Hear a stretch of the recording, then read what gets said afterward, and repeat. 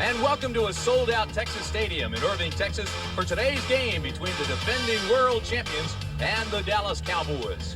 The weather, in a word, is hot. Almost 80 degrees already. They're expecting it to get into the low or mid-90s.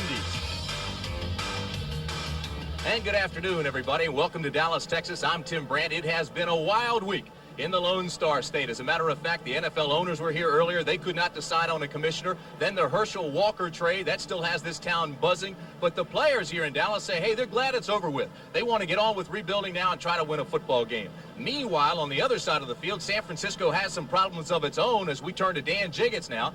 And it appears Joe Montana has not recovered sufficiently from the elbow injury he suffered last week and will not start. I talked to Joe before the game. You know, he popped a bursa sac in the elbow of his throwing arm. He says it's very painful. And while he understands that, you know, the decision not to start him at quarterback today, from a medical standpoint, from a competitive standpoint, he wants to play.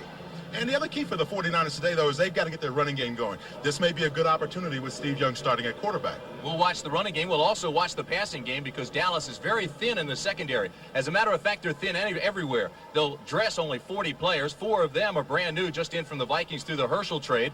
And Darren Nelson says he will not report and play for the Dallas Cowboys. So the depth is a factor with Dallas. Well, in the secondary, Isaac Holt is one of those guys that came from the Vikings, and he will play today. As a matter of fact, he may be pressed into service in the nickel situations. But the real key today for the Cowboys is how well does Steve Walsh play. They say that this offense is a quarterback-oriented offense. Now with Herschel Walker gone, we will see.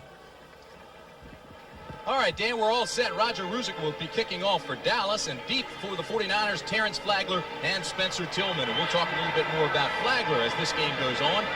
It'll be Flagler at the 6. Gets a block, and there is a flag on that block as Flagler carries it out to the 18-yard line, and that's where the 49ers will start things off. The tackle was made by Manny Hendricks, and Hendricks will get a start today for Dallas because of the banged-up secondary there. We'll wait to see what the flag is. 49ers' most successful road team of the decade. And Ben Dreith, the referee today, tells you that it's going to be a clip against the 49ers. So number 89 on a receiving team, illegal block. That's 10 yards, first down. That's Wesley Walls, who had the push from behind. Right side of your screen, Wesley Walls, number 89, is going to come in and push the defender from behind. You see him right there. That's where he pushed it right in the back, and you cannot do that. That's how come the flag comes out. You know, a lot of times when those defenders are running down on those kickoffs, they just get a little bit in front of you. You want to still get your block, so you push them in the back. You can't do it. First down, 49ers inside the 10 for Steve Young. His first pass of the game, and it's complete to Rathman. And Rathman goes out of bounds up close to the 15. Take a look at that offensive talent for San Francisco. Steve Young does get the start, and he'll be playing with the rest of that veteran line. Bubba Paris, number 1 pick back in '82. Guy McIntyre. Jesse Sapolo took over this year for Randy Cross. Collie Barton and Brent Jones, who took over with John Frank and Heller gone. Craig and Rathman are the setbacks. Rice and Taylor out wide. And on passing downs, Mike Wilson will come in along with Harry Sidney. Second down, call it 4.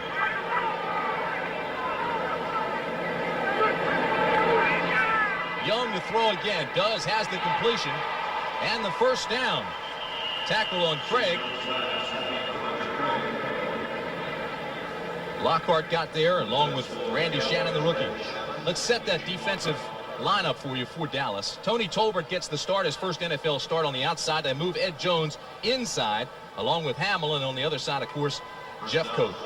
The linebackers, Jack Del Rio, Eugene Lockhart, been very steady in the middle, and Randy Shannon, the rookie, who was just in on that tackle. Walls, Hendricks, Horton, Albritton, Bates, and Holt come in the nickel and dime situation. Holt really pressed into action early here. He went overtime yesterday at the Dallas facility. First down for the 49ers. Craig bounces outside. Lockhart gets there to make the tackle, but not before Roger Craig picks up 4.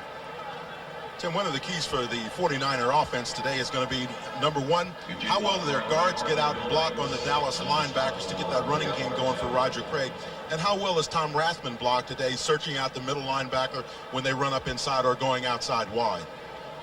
San Francisco, as I mentioned, been the hottest team of the 80s. 49ers have won 17 of their last 19, 9 straight on artificial surfaces, and that's what they're playing on today. Second down and 5.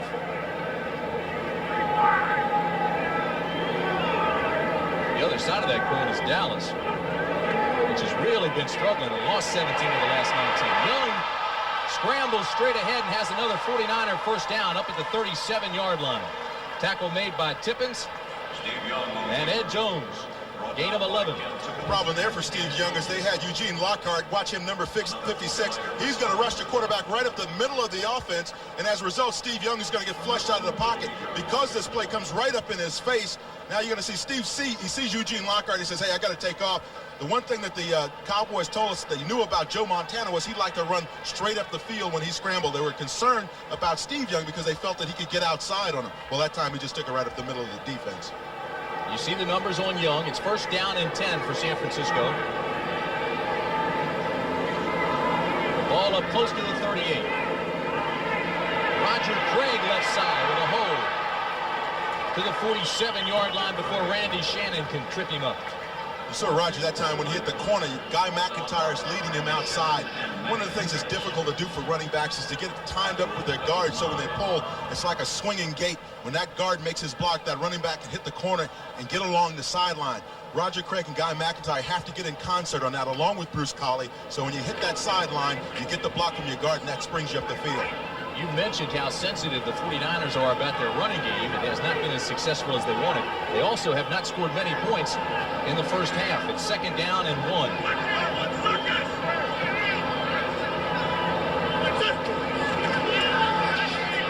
Young has time and dumps it off to Craig, who's into Dallas territory, to the 47-yard line before Jack Del Rio can trip him up there. Del Rio got help from Vince Albritton. Jack Del Rio, I'm sure, is watching the World Series very carefully. He was a catcher at USC, and guess who his first baseman was? Who was that? Mark McGuire, who's now playing for the Athletics, of course, up in Oakland.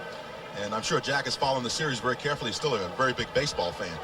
Eugene Lockhart is along the same lines. Lockhart was drafted by the Giants, quite a baseball player in his own right, opted instead to play football. He says, here you can hit people and get away with it. First down to 49ers. Steve Young now 3 for 3 in his start. Fires this one over the head of Rice. Rice knew it was over his head and didn't extend himself for it because Manny Hendricks was right behind him and ready to drill him in the middle of his back. Well, Jerry Rice ran to the first down sticks and then made his turn. And as he settled down there, you watch him, he's going to just run down here. He sees the first down stick, settles down in there, and gets ready to make the reception. It is simply overthrown by Steve Young. Well, he was a couple of yards short there, but still it was way over his head. He's about 2 yards short of the sticks. He's now 3 for 4, so he's not showing any signs of rustiness. Craig and Rathman are the setbacks on second down and call it 10.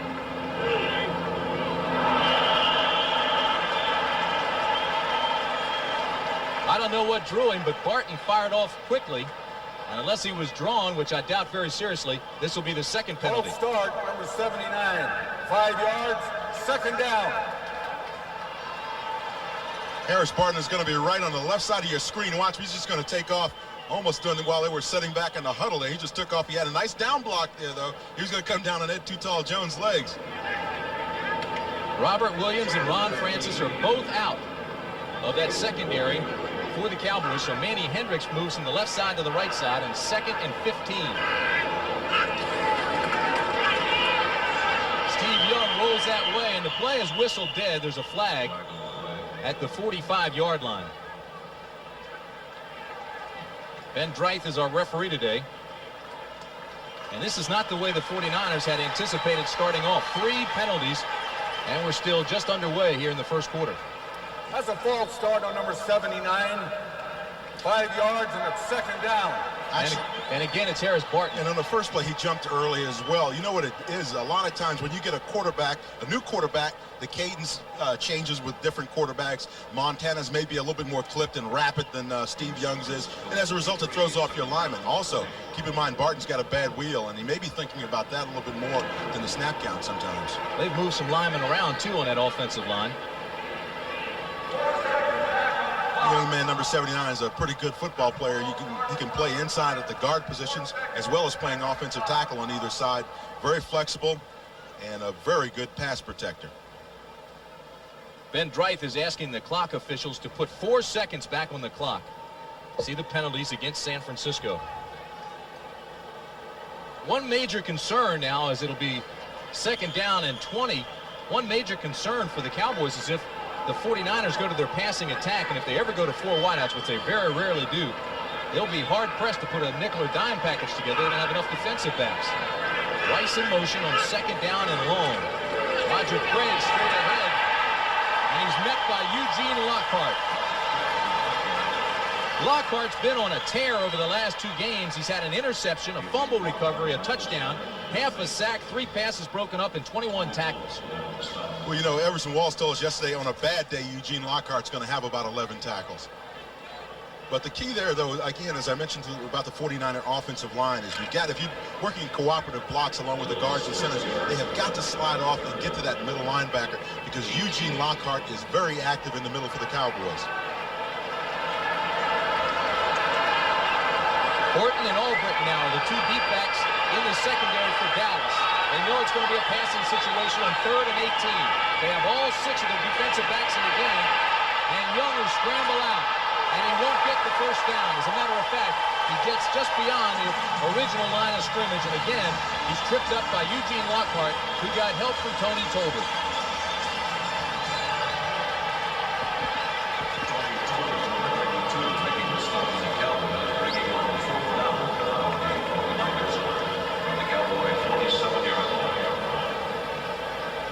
Then when you talk about somebody like Steve Young, the one thing is you realize as a quarterback, when this guy came into professional football, he ran a 4.640.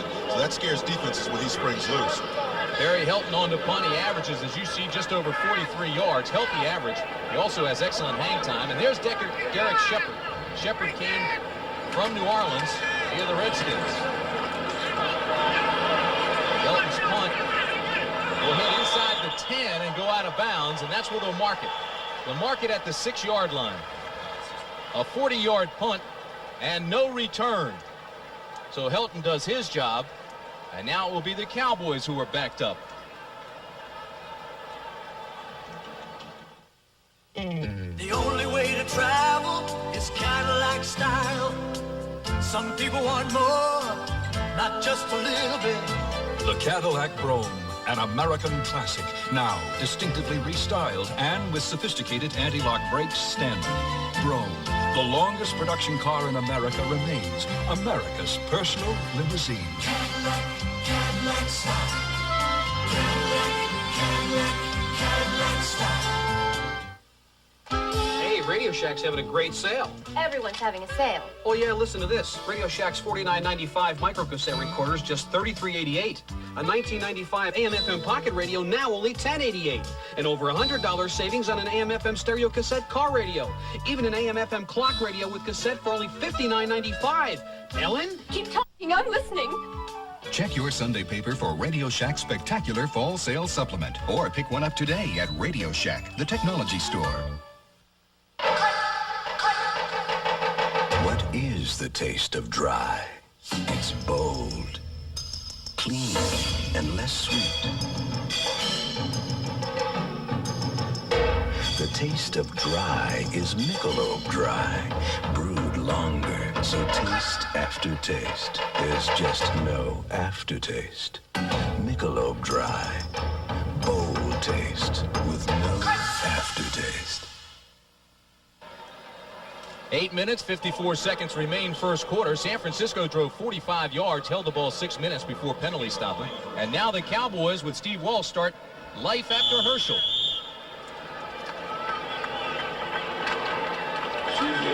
Steve Walsh, 62% of his passes were complete last week. This is only his 2nd NFL start. First down and 10 at the 6. In his own end zone, throws over the middle and has it complete to his tight end, Steve Folsom, at the 32-yard line. Jim Faunhorst made the tackle, but it's a gain of 25.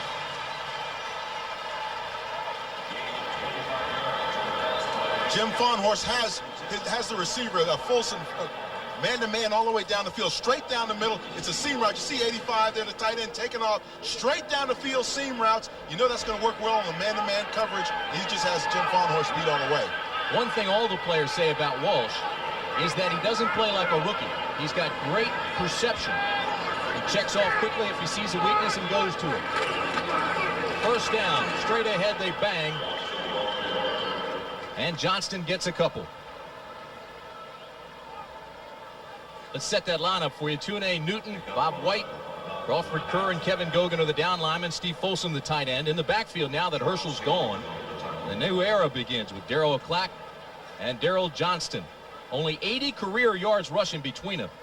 The wideouts are Martin and Irvin, and Broderick Sargent and James Dixon come in obvious passing situations. It's 2nd down and 8 for that man.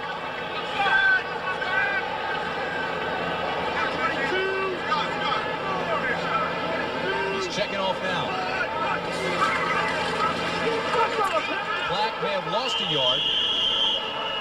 Great penetration by the San Francisco defense led by Charles Haley and, of course, Michael Carter, the big 6-year veteran out of SMU. Defensively, it's Holt, Carter, and Fagan.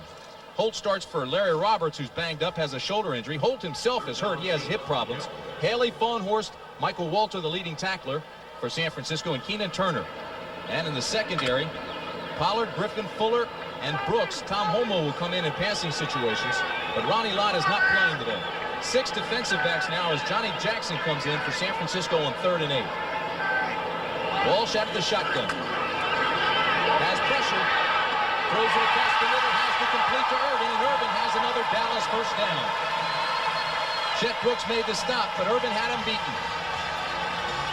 A gain of 10.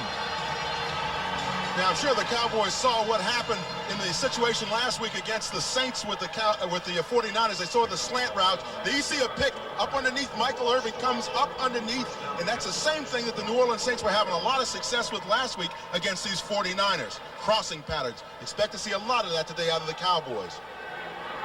Dallas moving the ball early here. Started on their own 6. 6 minutes, 5 seconds remain first quarter. Tim Brandt along with Dan Jiggins.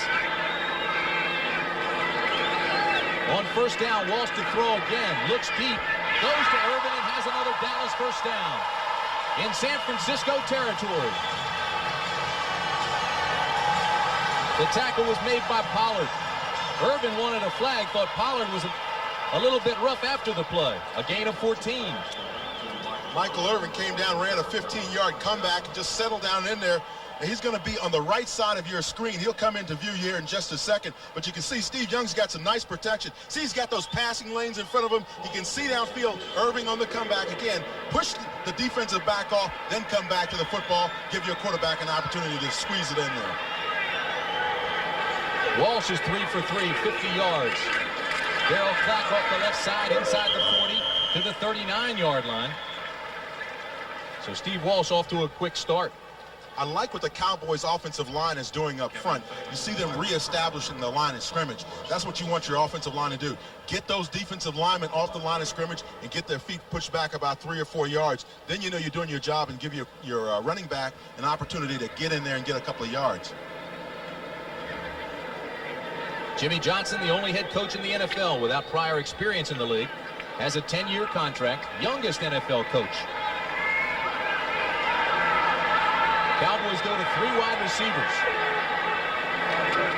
On 2nd and 6, Walsh has some problems. And they're going to call in the grasp. Threw it right at Pete Kugler. Pete Kugler will get credit with the sack. Pete Kugler on the stop for San Francisco. Pete Kugler, number 67, is going to come from right in here. He's going to come in on a hard rush, and Steve Walsh is going to try to get out of there and try to move over to his left side, but it's just not going to work out because Kugler gets a nice block. And you see the twist in there, the work the defensive tackle and the defensive end was Haley, number 94, and both of them end up getting close to the sack. Of course, Pete Kugler gets it. A loss of 7, so it'll be 3rd down and 13 for the young Cowboys. They are young. That twist is when those defensive linemen, you see them cross each other's paths and get to the quarterback. They need 13. Walsh goes deep.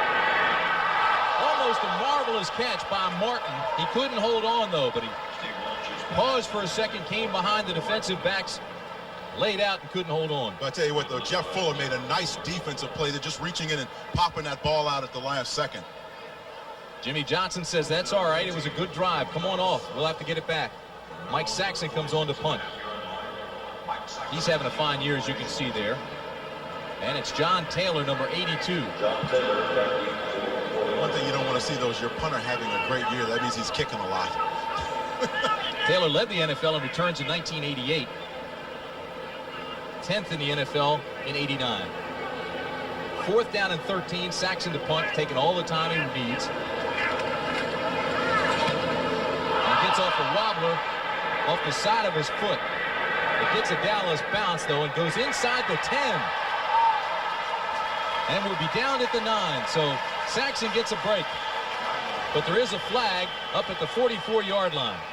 It was a 37-yard punt, no return, and we'll wait for Ben Dreith, the referee, to give us the call.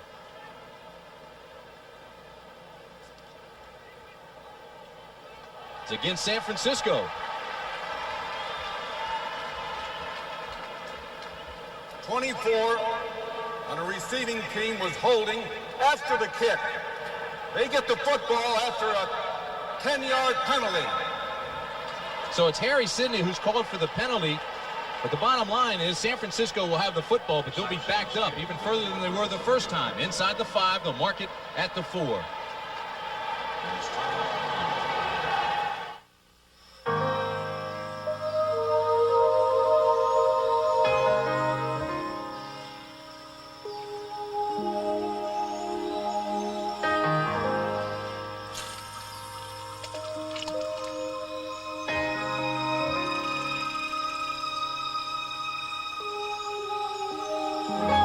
Life's full of simple pleasures, like the comfort of Levi's jeans. Or had you forgotten?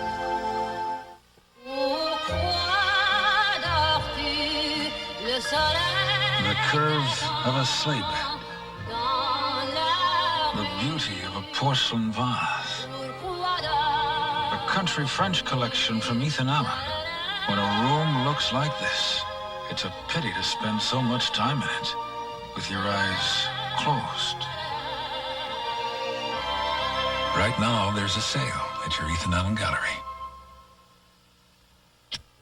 Cars aren't cheap, never have been. That's why I never take shortcuts with cheap oil and air filters. Give me AC filters every time. AC filters match the original specs on my cars like a nut on a bolt. Precision AC Delco parts. They don't just fit, they match. Keep your car running the way it was made to run. Now get up to $8.80 back on AC filters and plugs. See your retailer for details. The NFL trade deadline is this Tuesday at 3 p.m. and Terrence Flagler has been talked about. He may be traded. You talked to him, Dan. What did he say? Yeah, he said, after thinking about it, you get impatient playing behind a guy such as a Roger Craig, and you'd like to get the opportunity to get out on the field, but I counsel him to have some patience. I said, this game is all about sometimes surviving and being there when your opportunity comes to you. And he kind of agreed with that, and certainly I talked to John McVay, who's the Vice President of Administration for the 49ers. He said they have no plans to trade him right now. San Francisco cornerback Tim McKyer is reportedly gone. A deal for him will be announced soon. Steve Pallor also will probably be traded before that deadline. We talk about some of the other players. As Roger Craig goes off the left side and doesn't gain a thing. Eugene Lockhart picks him up and slams him down. Bob Ackles, the Cowboy Director of Player Personnel, is trying to work out a deal for Steve Pallor. There are reports that Ron Burton may be available now that Jesse Solomon and David Howard are in Dallas. It makes sense when you think that Ken Norton and Gary Cobb will be back from injury. And all of those are linebackers, and unlike Eugene Lockhart, who leads that team in tackles, and may even break the Dallas record for tackles in a season. They project him out right now to 240 tackles at the end of the season. 2nd down and 9 for the 49ers. Play action. Young scrambles out across the 10. Jeffcoat gets him at the 11, but he'll be short of a first down. While we're talking about all the moves, Dan, Chip Banks, #1 pick of the Browns out of USC, was the Defensive Rookie of the Year, traded to San Diego, and he will be in town this week for a workout here with the Cowboys. Obviously, they're trying to shore up the linebacking situation. I don't know if Chip Banks is going to be the guy to do it for him. I think that those two young men they got in that trade, certainly Jesse Solomon, who's an all-pro caliber player last year, had the knee injury, but I think he's an awfully good player. David Howard is respectable as well. Big play for the 49ers on 3rd down and 4 inside their own 10.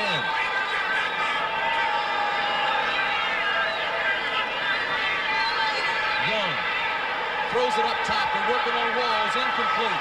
It was intended for Taylor and overthrown.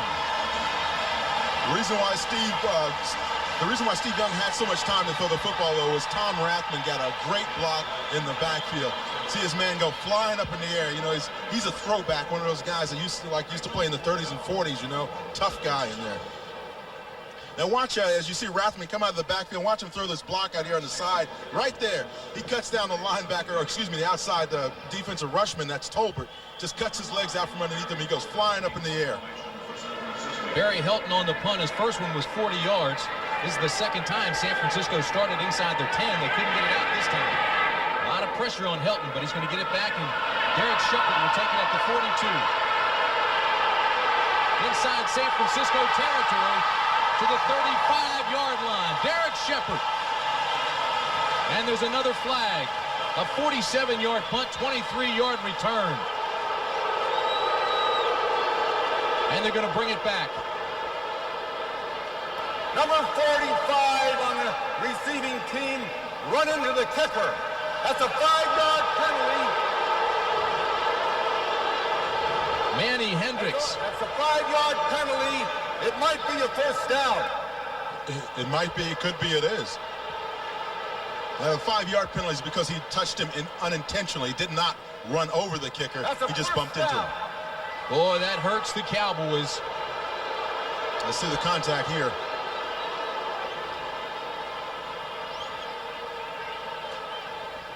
Everybody's getting blocked in there. I don't understand how you can make that call when people are getting blocked into the kicker. Not much contact either. I see what it is. Manny Hendricks went up to try to block the kick, came down, and then hit the ground and rolled into the kicker. Nickel and dime, let them play. It's a contact sport. First down for the 49ers.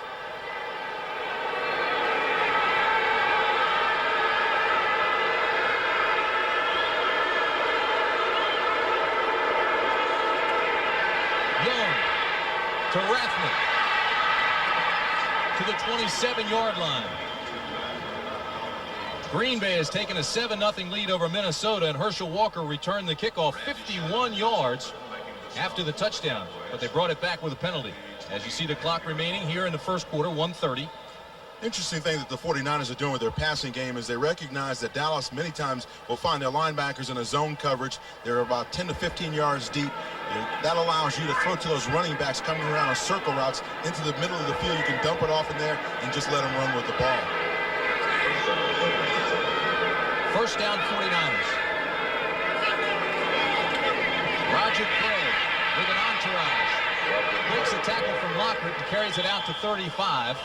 And he's knocked out by Vince Albritton. Tim, what the 49ers want to do on that sweep AO, when you get both of your guards pulling out, Bruce Collie is still getting picked off on the backside, so you're kind of losing your backside guard. But watch these guards pull out of here. You see Guy McIntyre lead it. Now the key is if you can get Collie out here and get him to lead the play as well, then you got two guys blocking out on the corner. But watch Collie 69 get bumped off right there. See, he gets thrown off his track, but McIntyre throws a nice block out on the corner, extends himself, gets the guy out of the way, and lets Roger Craig run the football. That's the way the AO is drawn up, and that's the way they ran it. You have to explain that AO action. Second down and 4. Quick drop, quick throw. Taylor has it at the 44. AO action, huh? AO, the A guard and the O guard. The A guard is the onside guard, or the guard to the side of the play. The O guard is the backside guard. He pulls out. He's the second guy. He's the one that's supposed to turn it upfield. John Taylor turned it upfield that time on a little hitch play. Caught it along the sideline. See, he knows those defensive backs are playing off him, giving him some respect, playing off about 10 yards. You run about 5 yards down, hitch up, catch the football, and then run with it. Taylor's a fine receiver, but his headlines are often lost behind the greatness of Jerry Rice. First down, 49ers.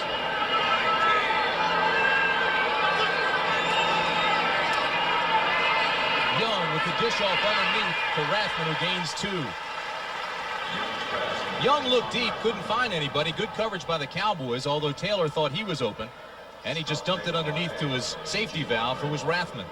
The one thing about throwing to the running backs coming out of the backfield is, Eugene Lockhart, if he's not up on the line of scrimmage, he's going to be coming up to get that running back. Well, that's the end of a scoreless first quarter from Texas Stadium.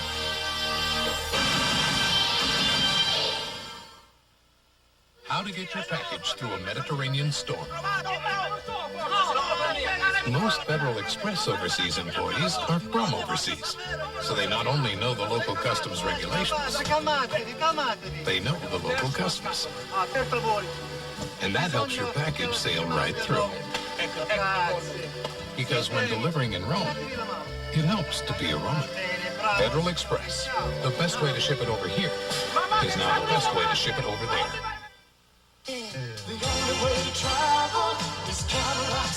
From new, more powerful sequential port fuel-injected V8s to the only roadster in the world with advanced traction control. From energy-absorbing crush zones designed to protect you and your family to the added control of sophisticated anti-lock brakes. This is the substance of Cadillac style. Cadillac, Cadillac, Cadillac style. Cadillac, Cadillac, Cadillac style. No place like America. Anywhere, every face tells a different story. But there's a taste we all share. America's meat and potatoes. Quarter pounder, Arctic TLT. Golden fries, made America's way. That's meat and potatoes. McDonald's USA. We're looking at serious love. When it comes to Major Dad's daughter, There's something about the guy. can this officer remain a gentleman? Major Dad, Monday. Everybody out on the coast and across the nation, for that matter, thinking baseball this week and next. And look at this trend. How about that, Dan? The 10-year trend, but I tell you what, the way the Giants looked the other night against the A's, I don't know if it's going to happen in '89.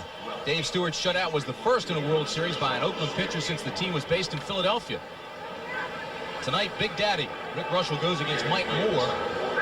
Throughout the regular season, the A's had difficulty against right-handers and change speeds, and he certainly does that. He throws a lot of stuff, a lot of jump. I remember him in his 2 tours with the Cubs in Chicago. 2nd down and 9 for the 49ers. As we begin the second 15 minutes, this is to Craig. Craig has a San Francisco first down. Tackle was made by Bill Bates. Right now, let's take you back to New York and Brent Musburger. Brent? All right, Tim. Well, here's something the Dallas Cowboy fans never saw. Herschel Walker to return a kickoff, his first since the USFL days. He brings it back 51 yards, the first time he handles the ball as a Viking, but it was called back. And the Packers still lead it 7-zip. Back to Tim. I'll tell you this, Brent, he looked comfortable doing it, too. Sure did. You see how he just glides along? He's probably run about a 9 flat. Here in Dallas, Steve Young, 7 of 9, 53 yards. And on first down, he throws again underneath the Rathman. Rathman bangs his way down to the 35. Gave Jack Del Rio and Eugene Lockhart a pretty good lick. One of the problems that the Cowboys are having, well, it's not really a problem, it's by design. Watch these 3 linebackers here. A 4-3 inside. They're playing inside these defensive ends. These outside linebackers are. Now, they're all going to drop back in zone. So watch this area of the field. It's wide open, and that's what San Francisco is really exploiting in their passing game. You see the running backs, Craig and Rathman, turn around right down in there. Those linebackers in those deep zones, and as a result, you can dump that football off into your running backs. 2nd down and 2. Walsh is watching as Young has hit his last 5 in a row and would like to duplicate that for the Cowboys. But right now, the Dallas defense is struggling a little bit. Touchdown, San Francisco, Brent Jones.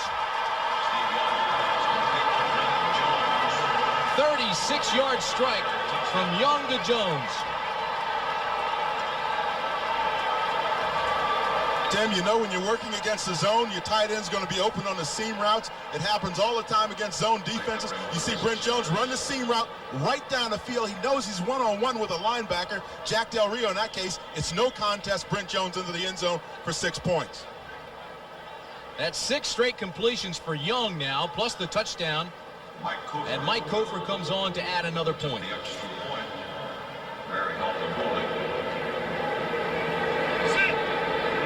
Good snap, good hold, and the kick is good. So Brent Jones with a 36-yard touchdown reception, and San Francisco is on the board with 13:25 remaining in the half. Dry is bold and wet. The taste of dry is less sweet. Michelob Dry, brewed longer, so taste after taste, there's just no aftertaste. Michelob Dry, bold taste with no aftertaste. I'm State Farm Agent Stan Griffin. Just talked to two of my car insurance policy holders, Bob and Doris Rhodes. They're off on another trip. For so-called retired folks, they sure get around. And they get a real feeling of security, seeing all those State Farm offices just about anywhere they drive. If they should ever run into trouble, they know a State Farm agent is there to help them get back on the road again. And like a good neighbor, State Farm is there. The only way to travel is Cadillac style. Cadillac DeVille for $19.90. With its new, more powerful V8 engine, full-size 6-passenger luxury, electronic level control, and available anti-lock brakes, DeVille allows you to travel in the passing lane without leaving the comfort zone. Cadillac, Cadillac, Cadillac style. Cadillac, Cadillac style. The Herschel Walker trade was certainly one of the most unique trades in NFL history, one of the biggest. It appeared it was a 12-for-1 deal, 5 players and a #1 pick, the players here, and conditional picks. Now, Darren Nelson has already said he won't play for the Cowboys. As it breaks down, it's really not a 12-for-1 deal. Those conditional picks are tied to players who reported this week. For example, if Jesse Solomon is released before February 1st, then the Cowboys get another #1 pick. It's very complicated. There was a report that Steve Walsh was tied to that deal. Jerry Jones emphatically says that's not true. And another report said if Herschel signs a long-term deal, that Dallas gets a cash payment. We may never know everything about the deal. We know this. Darren Nelson has decided not to play for the Cowboys. Mike Kofor to kick off for San Francisco. It's 7-0 49ers. Dixon and Shepard are beating the Cowboys. A short kick. And it's taken by Shepard, who has a big hole out across the 40-yard line. They'll mark it at the 41 for Derek Shepard. Return of 27 yards. Mike Kofor, the kicker, had to make the tackle. Take a look at the rushing yards for Dallas, minus Herschel Walker. As you can see, the quarterback, Troy Aikman, is leading the rushing yardage. But the key now, I just got handed a note. Herschel Walker's first run from scrimmage for the Vikings, 47 yards. That'd be more than Troy Aikman with a 38. You see everybody else there, the wide receivers, punters, and everybody else. Herschel was meant a great deal to this offense of the Cowboys in terms of the running game. First down and 10, Dallas at the 41.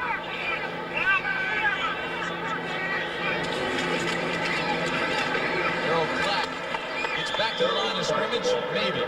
Charles Haley met him and drove him back. Cowboys tried to run the counter OT. That's where you pull your backside guard and tackle to come in and block. But watch Nate Newton, number 61, as he tries to turn into the hole. And you'll see the hole develop very nicely for the Cowboys. But watch Newton, number 61. He'll have to turn around and block his man, Charles Haley, who unfortunately meets the running back in the backfield. Second down and 10.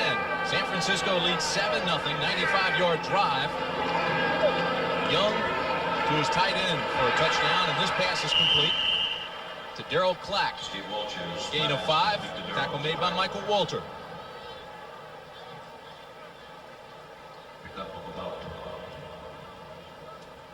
Dallas offense has been struggling all season long, and you can see the numbers here. It doesn't look very good offensively. 28th in the rush, 22nd in the pass. Total, they're dead last. The defense doesn't look very much better. And of course, the pass defense has been fairly decent for them early in the season. But now with the cornerback problems, that may even go by the wayside today. Johnny Jackson and Tom Homo come in for San Francisco as they load up on a dime. 4 wide receivers on 3rd down and 5 for Dallas. And there's pressure thrown underneath. It's complete for a first down.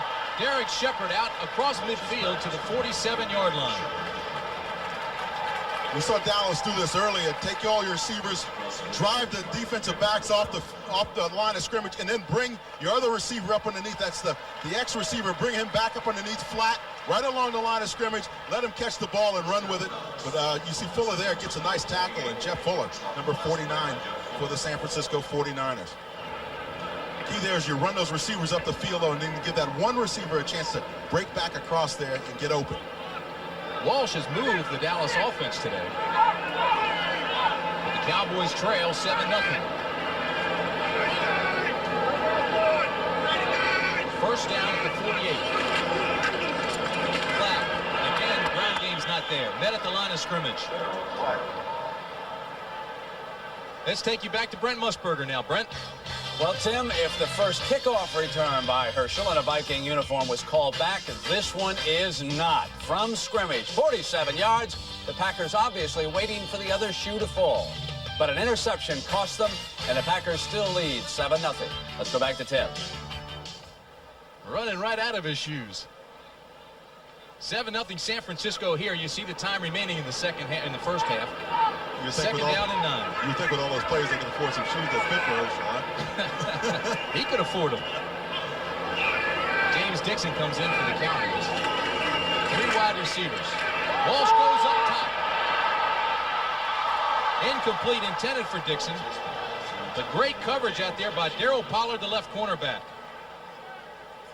That was really exceptional coverage by Darryl Pollard. And watch here, he's up in the press position. That means he's real close to that receiver, wants to see what he looks like, runs step for step. Now watch him try to work the receiver to the sideline.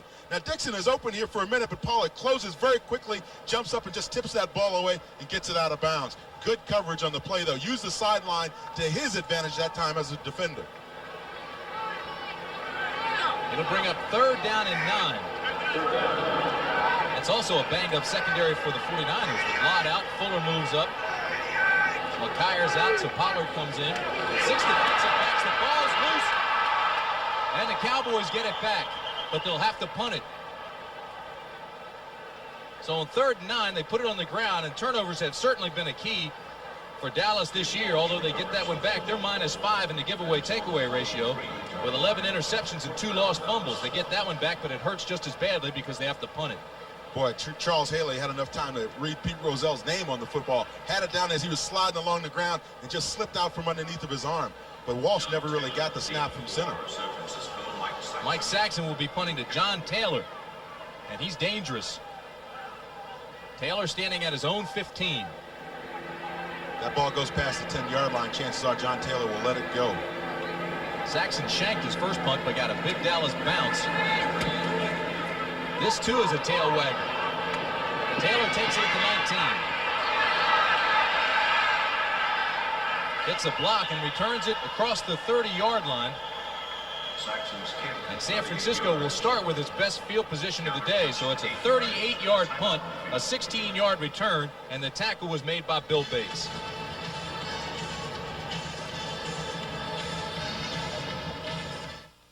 Undefeated Tennessee takes on Bama's surging Crimson Tide. Then the Fighting Irish of Notre Dame battle 10th-ranked USC.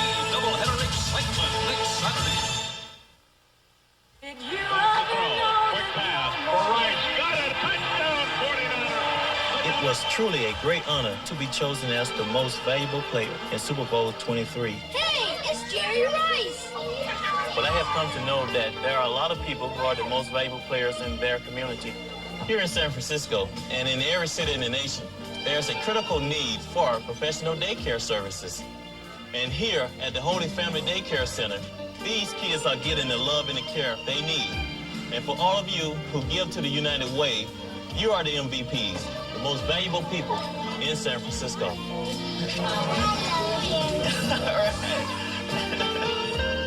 Out there are the people who give to the United Way because they care.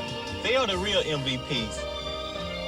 So from this MVP and his family, To all of you, I want to say thanks.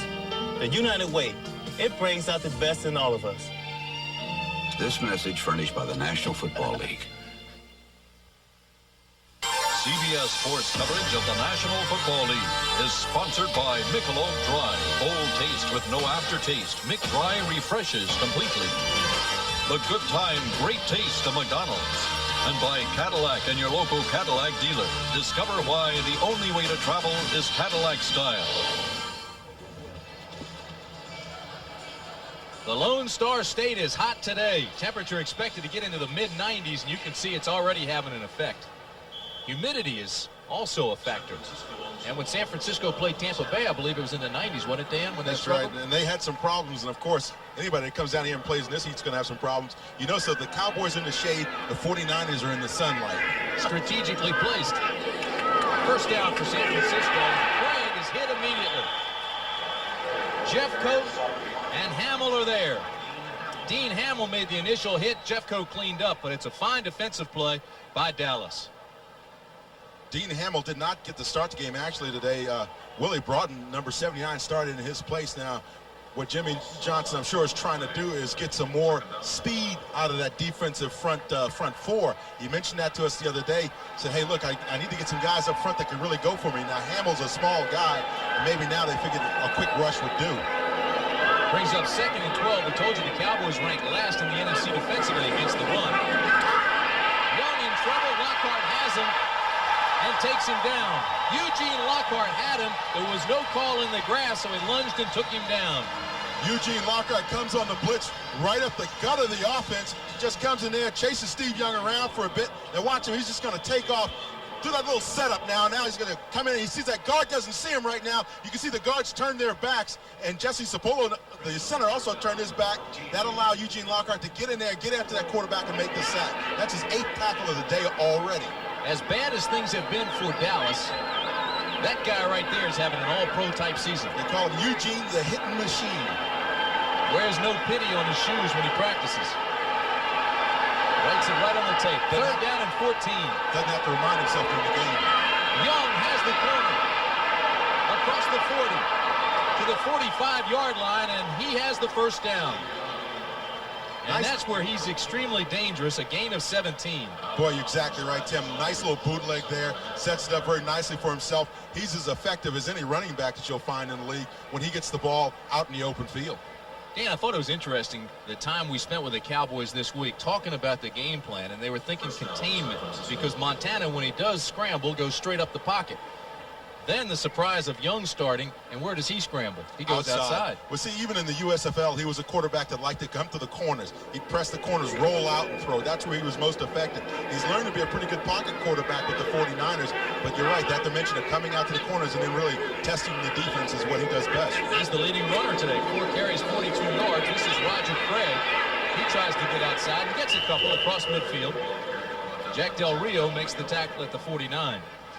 Really not good, solid running, though, for the 49ers offensively.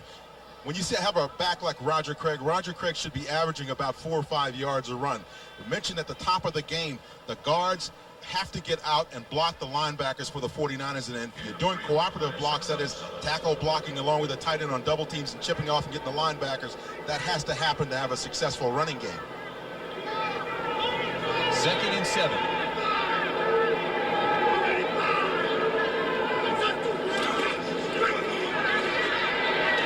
Side. Willie Broughton makes the stop. A gain of 3.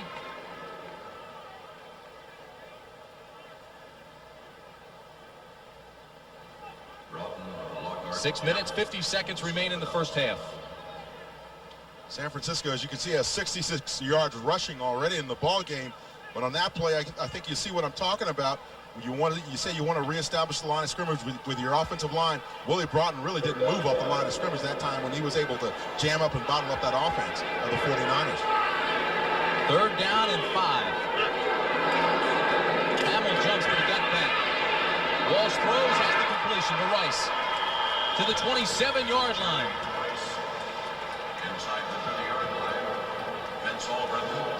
A gain of 20. Jerry Rice on the crossing route. He just simply beats Manny Hendricks here. He's Now, see, there's a little push-off. He pushes off of Manny Hendricks, goes into the middle, zone defense. Nobody else picks him up. You see linebackers. Shannon, number 94, is coming back there trying to cover him 20 yards downfield. Ed Too Tall Jones has moved into the defensive tackle position after 15 years in the NFL, working against Bruce Colley and Jesse Sapullo, and both of them had a nice time with Ed Jones. Pretty good matchup. Jones is 270, Colley's 275. This is Roger Craig to the 22, and again it's Eugene Lockhart making the tackle.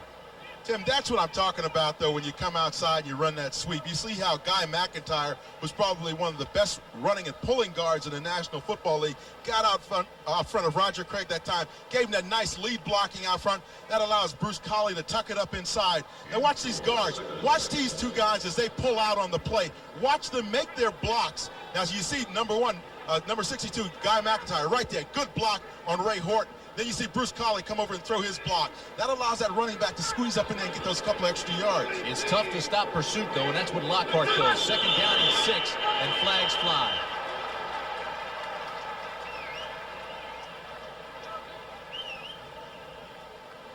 Offense false start, number 77, 5 yards, second down. That's big Bubba Paris, 300-pounder. First pick in 1982. As you look at Joe Montana looking on with George Seifert. Bubba Paris told us the other day, though, that, this year is a lot different than past years. When he came here and he's drafted number 1, he was given a position and told, he was told that he was the starting left tackle. Said now this year it's really been a difficult season for him because he's really had to constantly prove himself to George Seifert. Wesley Walls comes in for San Francisco, replacing Tom Rathman. They go to 2 tight ends on second down and 11. 49ers have 5 penalties already in this game. Dallas, that's the first time out. The Cowboys want to regroup with 4:34 remaining in the half. The Cowboys travel to...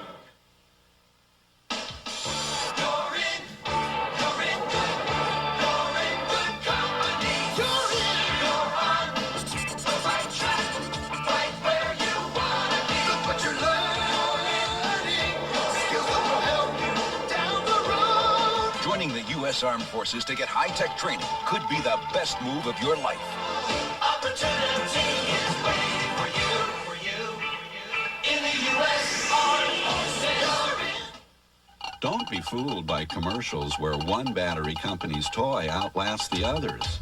Energizer was never invited to their playoffs because nothing outlasts the Energizer. They keep going and going.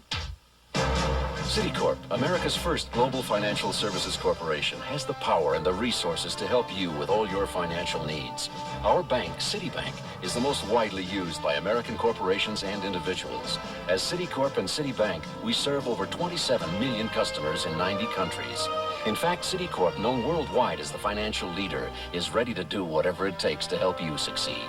Citicorp, because Americans want to succeed, not just survive.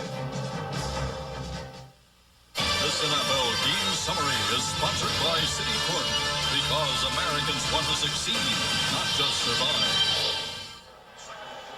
Take a look at the game summary. Steve Young has 42 of those 73 rushing yards. He's also 10 for 12, 117 yards and a touchdown. That touchdown, a 36-yarder to his tight end, Brent Jones.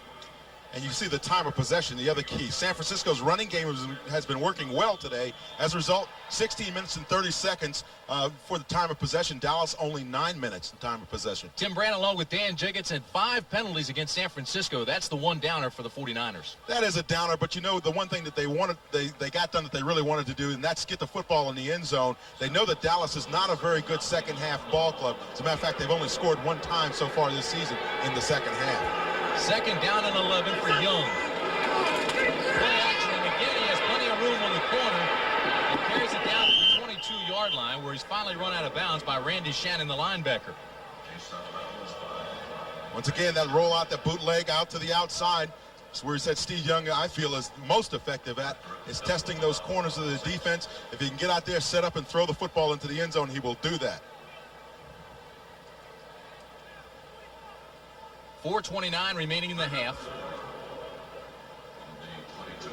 Steve, by the way, will argue with you that he is more of a pocket passer than a rollout passer because that's what he did at Brigham Young. We had a long talk with Steve yesterday, and he was very frustrated that he hadn't played and didn't expect to play today. And then we went back to his hotel last night, and that's where he first found out. 3rd down and 4. 4 wide receivers, and that's exactly what Dallas did not want today. Pressure coming, and he throws it away. There's a flag, and it may be delay of game against San Francisco, and it is their 6th penalty this afternoon.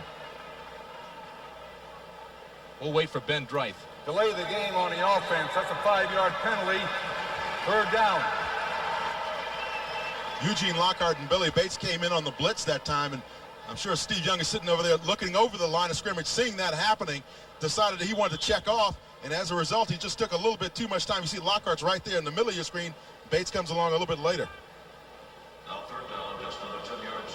So it'll be 3rd down and just under 10 yards needed for the first.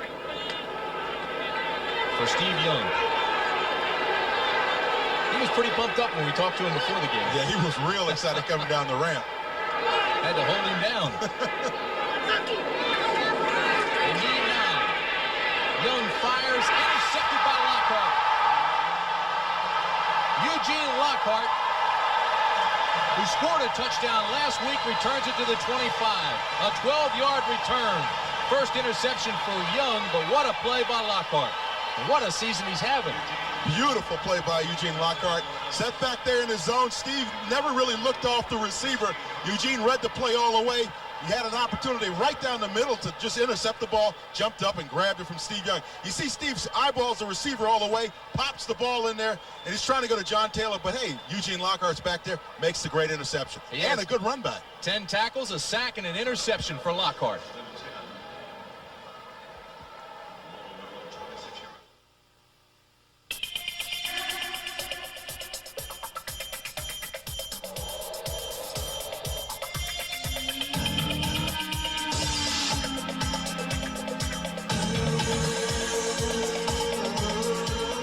Introducing the new BMW 5 Series sedan.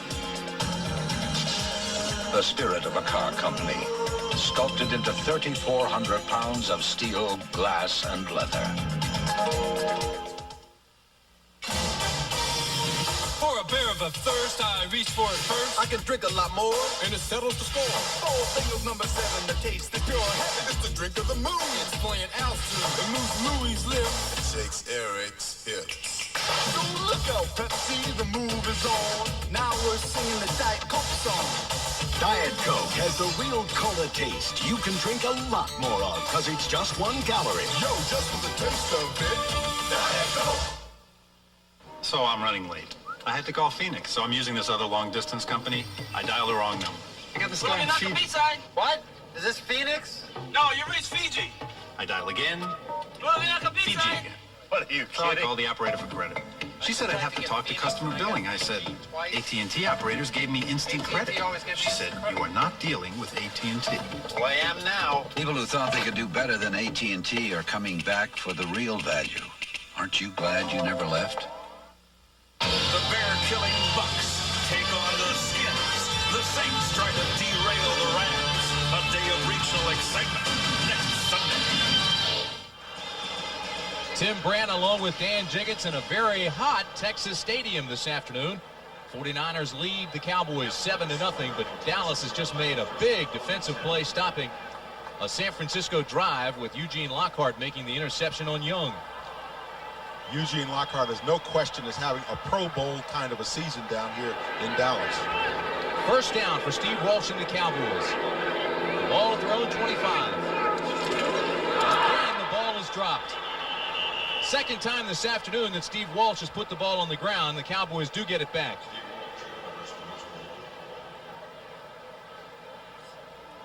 I'm sure if you talk to Jimmy Johnson, he'll tell you that there's no way that should be happening with your quarterback having had all the snaps all week long with your center. Bob White has got to get the football back to the quarterback, Steve Walsh. You can't have those kinds of mistakes in a game, in a critical situation like this, after Lockhart makes a great interception for you. Second down and call it 12. Under 4 minutes to play first half.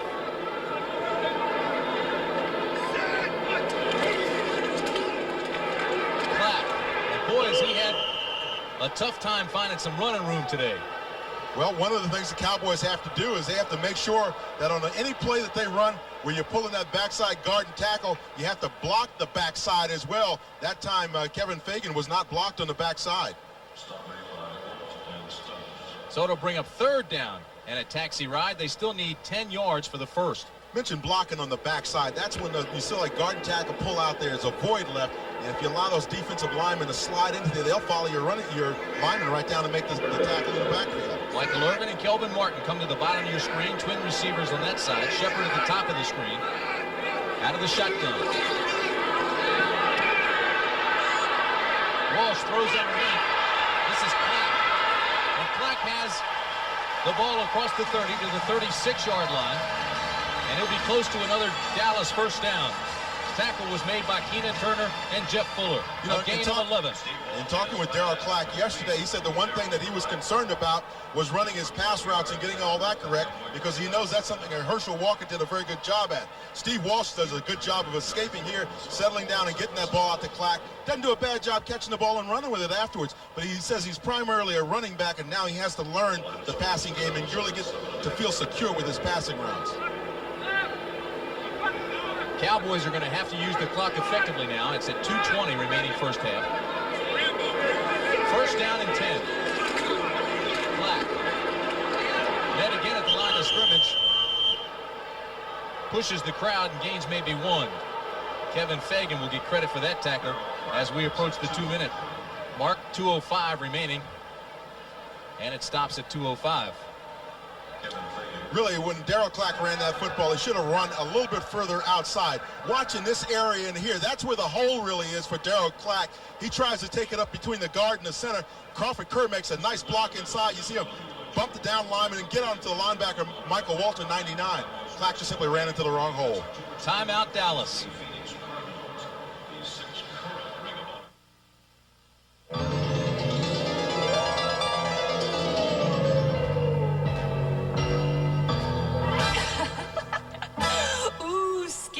Tired of wearing the same old face Halloween after Halloween? Why not try a Fright Night nose mask from Bud and Bud Light? There's Batface, Scary Witch, Mr. Pumpkin, and Big Black Cat. Best of all, these amazing masks are available where Bud and Bud Light are sold. So, next time...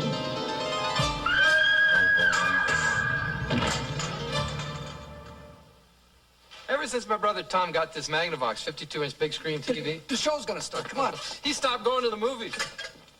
The picture is huge, sharp, and brighter than any ordinary TV. And I get great seats. Plus, Magnavox has a 100-watt JBL sound system. It's the same Dolby surround sound you hear at the movies. Yeah, and I don't have to stand in line in the rain anymore.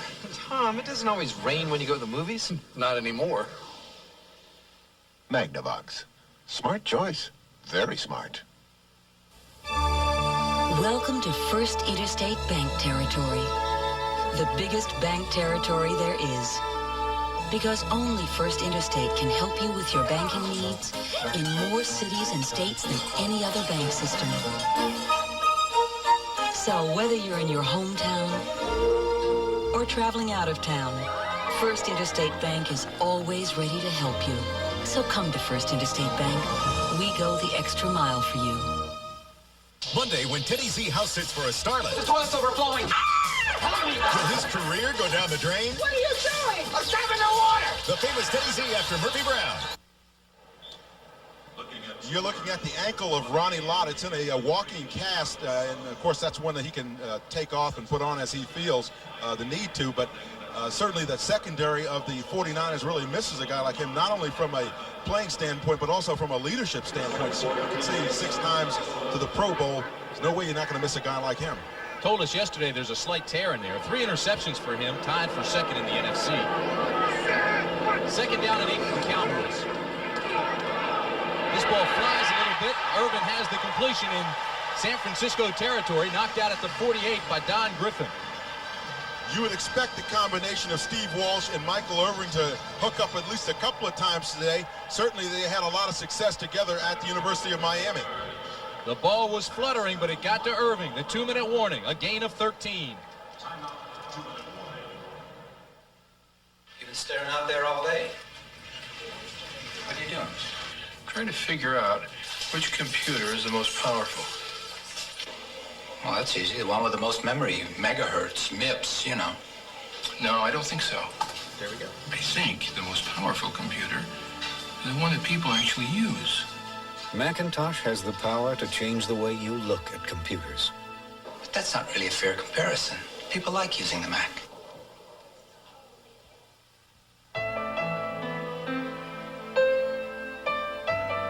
There are those who fervently believe that true perfection is found in the details. At the Bavarian Motor Works, we gave that belief a name. We call it the BMW 735i. Beautiful, to be sure. Yet perhaps the most beautiful thing about it is its spirit. It's 32 degrees. And Jan Trumpeter is learning all about her antifreeze. The hard way. Why is this happening to me? Don't push your luck. Guarantee it with Advanced Formula Prestone. The lights on these cars are running on battery power alone. And in the end, only one, the car with a new Die-Hard battery, our most powerful ever, is able to start. Great low prices every day, Die-Hard power. That's your money's worth and a whole lot more. Next Sunday, our NFL regional coverage begins at 12:30 Eastern Time, 9:30 Pacific with the NFL Today. Then you'll see one of the following games. Take a look at the menu. Tampa Bay at Washington, Dallas, Kansas City. That's where we'll be, Dan. Minnesota and Detroit. And those games will be followed by Game 2, New Orleans against the Rams, the Giants at San Diego, and Atlanta against Phoenix. So check your local listings as the NFL continues here on CBS. First down and 10 for the Cowboys. You see the time remaining in the half. 6 defensive backs for San Francisco as Homo and Jackson come in for the 49ers. Backside pressure underneath to the tight end, and Folsom carries it down to the 43-yard line. Tackle was made by Chet Brooks. Right now, let's take you back to New York. All right, Tim, Herschel Walker continues his impact. They have to watch him, and Rick Finney barrels up the middle, and the Vikes now lead it 10-7. Back to Tim. Okay, Brent Walsh steps up in the pocket, has another completion inside the 40. Again, it's to his tight end, Folsom. Clock continues to move, under 1:30 now. And again, the tackle was made by Jeff Fuller. Walsh would like his tight end to get out of bounds, of course, on that kind of a play where you're catching it near the sideline. Go on and stop the clock. It's 7-0 San Francisco. Again, the ball is loose. And I'm not sure whether Clack got it back or not. I think he did. Pierce Holt has it as well. And Pierce Holt's a little stronger than Darryl Clack, and he's going to win that arm wrestling contest. I don't think so. They give it to Dallas. Dallas will have it. Great job by Clack to get it back. You saw Pierce Holt. He was working on him pretty good, though, pulling it out. Clock continues to move, under 50 seconds now. Nate Newton's trying to get everybody up on the line of scrimmage. Now the clock stops at 49 seconds.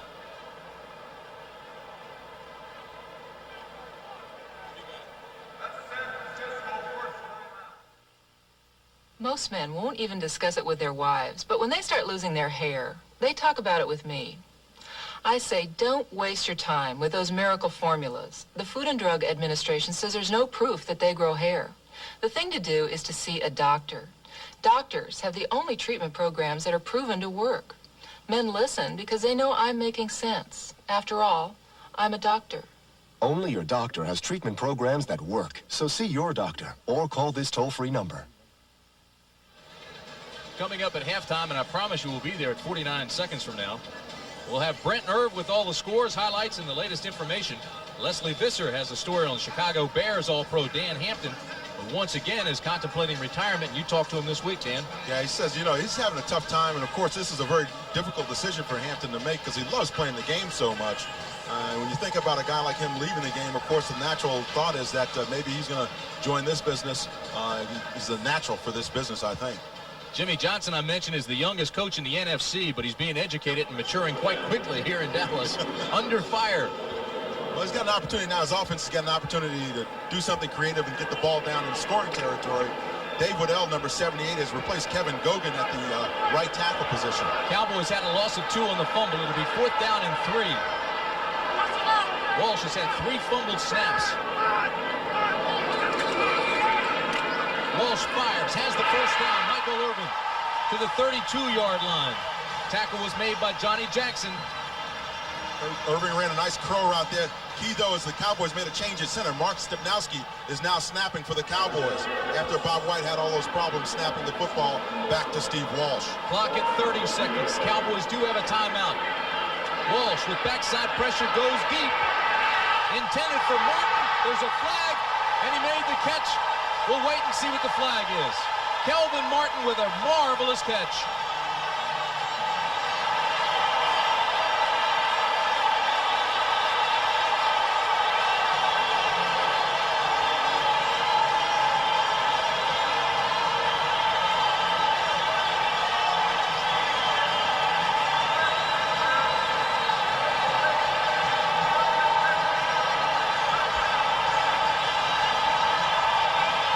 So the Cowboys are on the board. The flag is picked up. It's against San Francisco, and it's 7-6 as Roger Ruzick comes on to attempt the extra point. And I believe they'll review this one. Yeah, you know they're going to have to take a look at the pictures on this one because it was a difficult decision to make. So whether or not Kelvin Martin actually made the play on here. Now, Tom Homo's going to have the coverage along with Jackson, number 40. You see Homo's beat right now. Kelvin Martin has got it all the way to the end zone. Now, does he catch the football right here? Yes, he does. He makes the reception for the touchdown. That's a great catch. And the Cowboys wanted to get on and kick the extra point before the replay officials could look at it. But the bottom line is it's a touchdown Dallas unless we hear otherwise. Now, the one thing play stands the way it was called on the field. That's a touchdown. See, because he didn't pick the ball off the ground. He caught the ball and had control of it when he went down to the ground. And that's why they gave the Cowboys the touchdown on the play. Ruzick going for the extra point in an effort to tie it up at 7.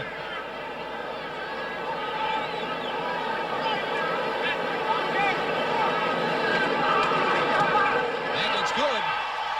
So we're deadlocked. San Francisco 7, Dallas 7. What a play by Kelvin Martin. The man they call Kmart.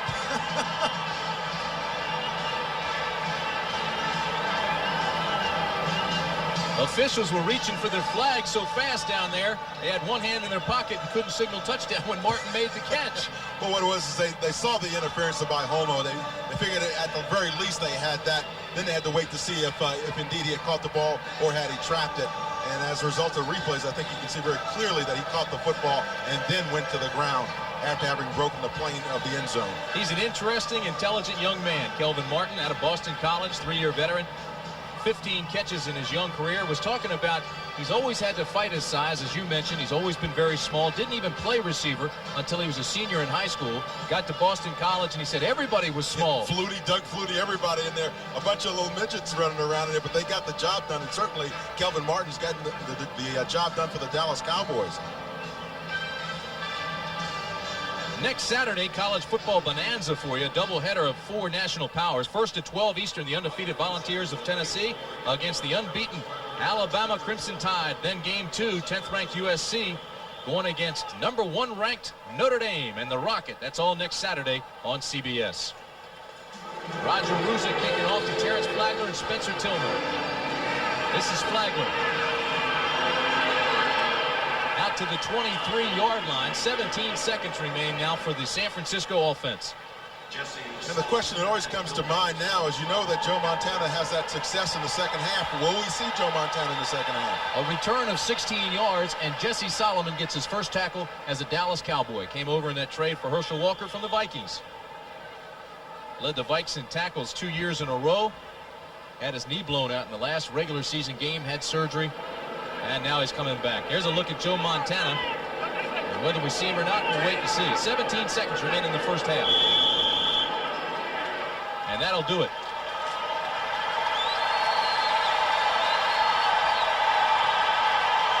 "30 minutes have passed. And that guy's still alive. That's the end of the first half with our score. The Dallas Cowboys 7, the San Francisco 49ers 7.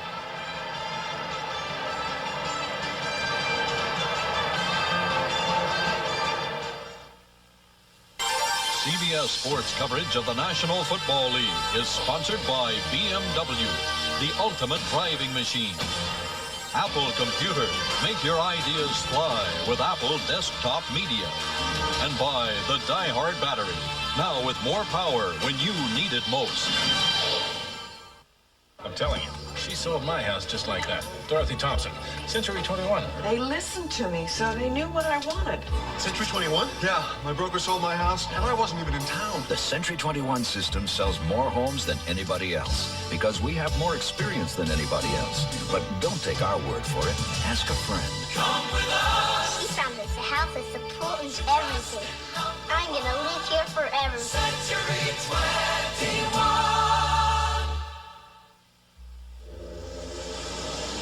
Since ancient times, astronomers have defined an eclipse as a celestial body moving across the face of the sun. Mitsubishi defines an eclipse as a celestial body moving across the face of the earth. For personal exhilaration, an eclipse can eclipse an eclipse.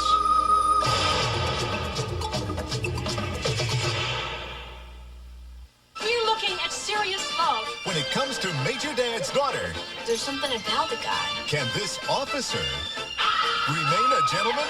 Major Dad. Then, when Walter comes face to face with old age, You want a baby? his fertile imagination takes over. You look positively radiant. The People Next Door, Monday. Tuesday, your worst nightmare comes true in your own home. Open safe, George. Come on. And you've only got one chance. Rescue 911.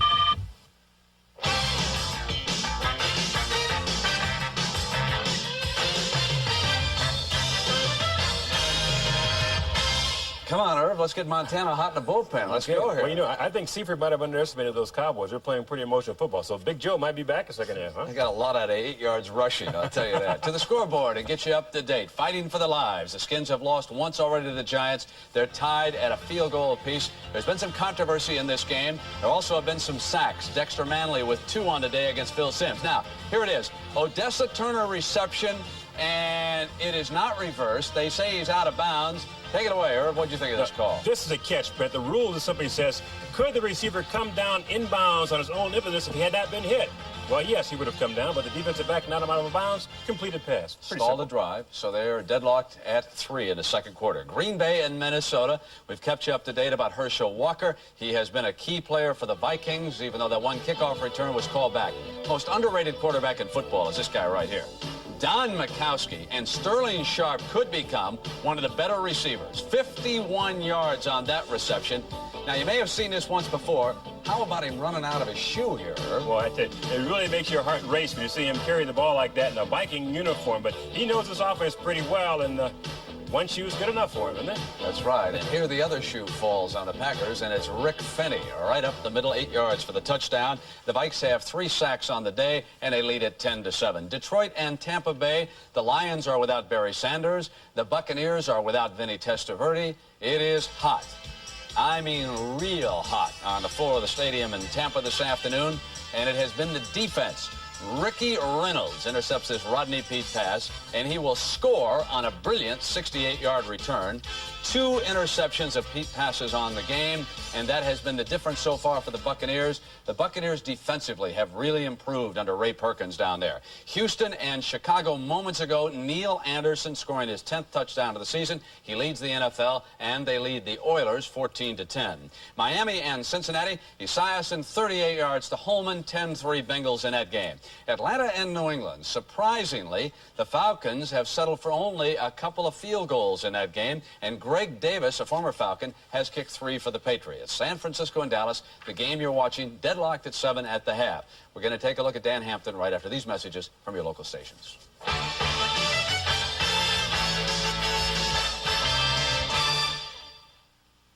A mysterious murder, a terrible lie. Millions are missing. Question is, why? Who can part the false from the true? It's Jessica Fletcher. Waiting for you. Murder, She Wrote. Then, a murder investigation is never easy. What's the big secret, Ann? Especially when love is involved. I do trust you. A case of corruption. The police are the suspects. Crooked cops and a straight arrow DA in a deadly affair. Dennis Quaid, Ellen Barkin, and Roseanne's John Goodman. The Big Easy, tonight. This is CBS.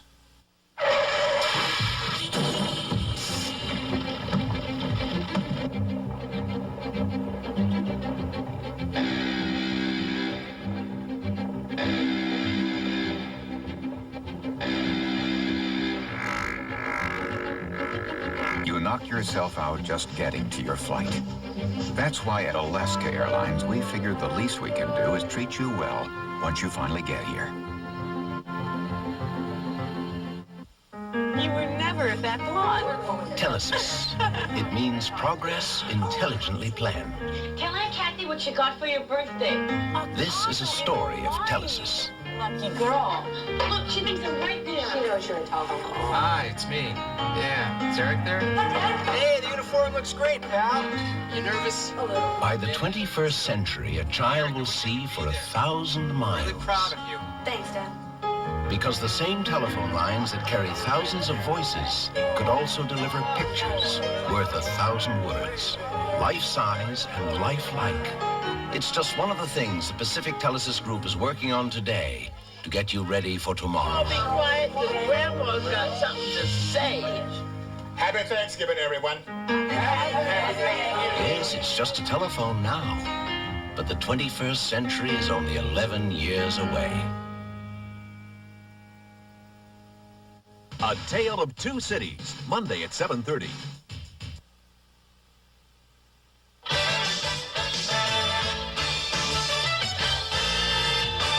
Welcome back to our New York studio. You know, the Chicago Bears remain a force in the NFL this year, but their strength has been diminished by the loss a couple weeks ago of their heart and soul, Dan Hampton. He suffered yet another knee injury. And Leslie Visser takes a look at the all-pro tackle and the terrible toll that the game has taken on his body.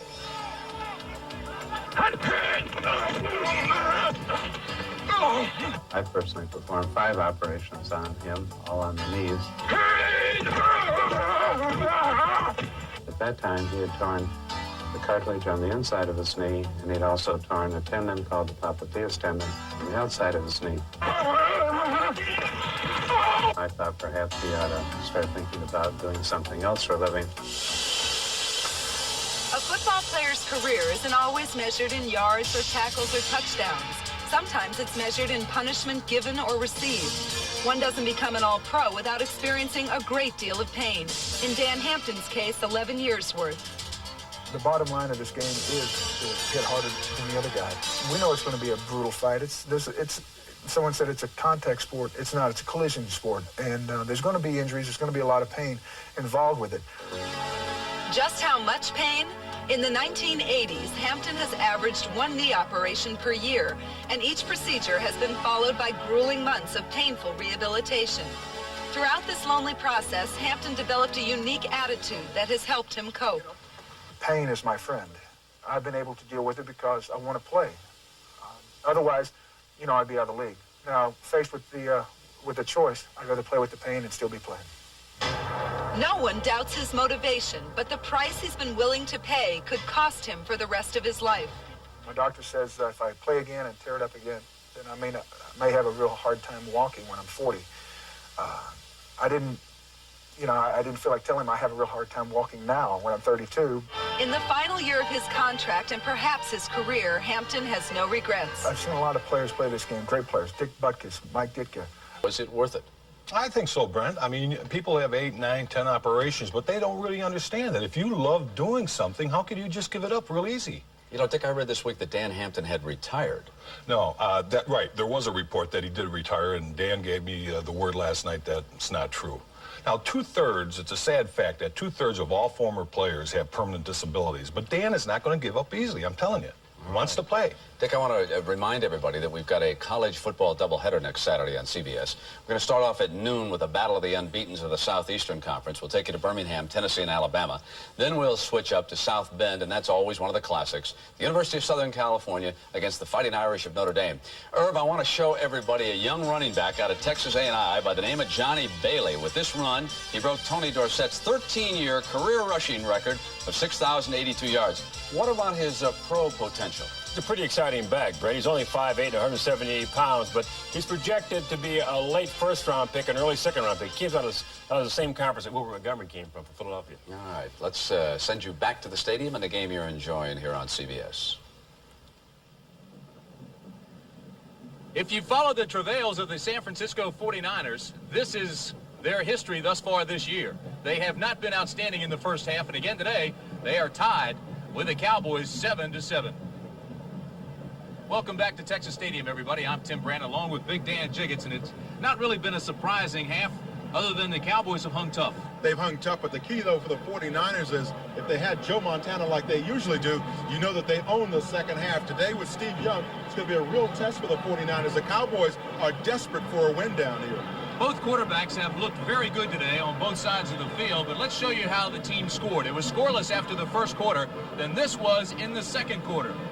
Steve Young finds Brent Jones, the tight end, number 84, streaking downfield. He beats Jack Del Rio on the zone coverage, running a seam route, just gets in behind him, makes a nice reception, and tumbles on into the end zone. You know every time you run against that zone, the tight ends are going to run the seams on you. A running into the kicker penalty against Dallas kept that drive alive, and then the Cowboys came back just before the half with 21 seconds remaining on this pass. Steve Walsh gets some good time from his offensive line, looks downfield and finds Kelvin Martin for about 32 yards. He beats Tom Homo and Johnny Jackson on the play. There was a question as to whether or not it was a penalty and a catch on this. It was reviewed and ruled a touchdown. All right, that made it 7-7. Let's take you now and show you some of the statistics. They will better tell the story of the first half between the Cowboys and the 49ers.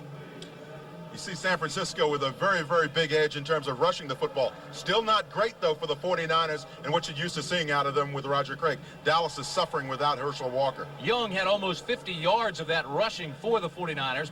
Both quarterbacks, as we mentioned, are hot. 10 for 13 for Young, 11 for 13 for Walsh.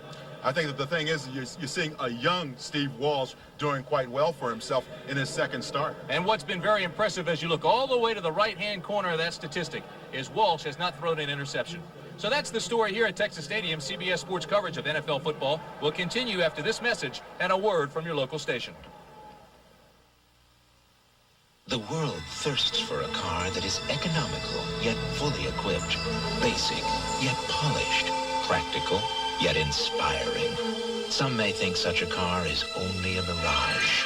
It is the award-winning Mitsubishi Mirage. Buy the special edition Mirage EXE and get air conditioning and AM/FM stereo cassette at no extra charge. Save over $1,000.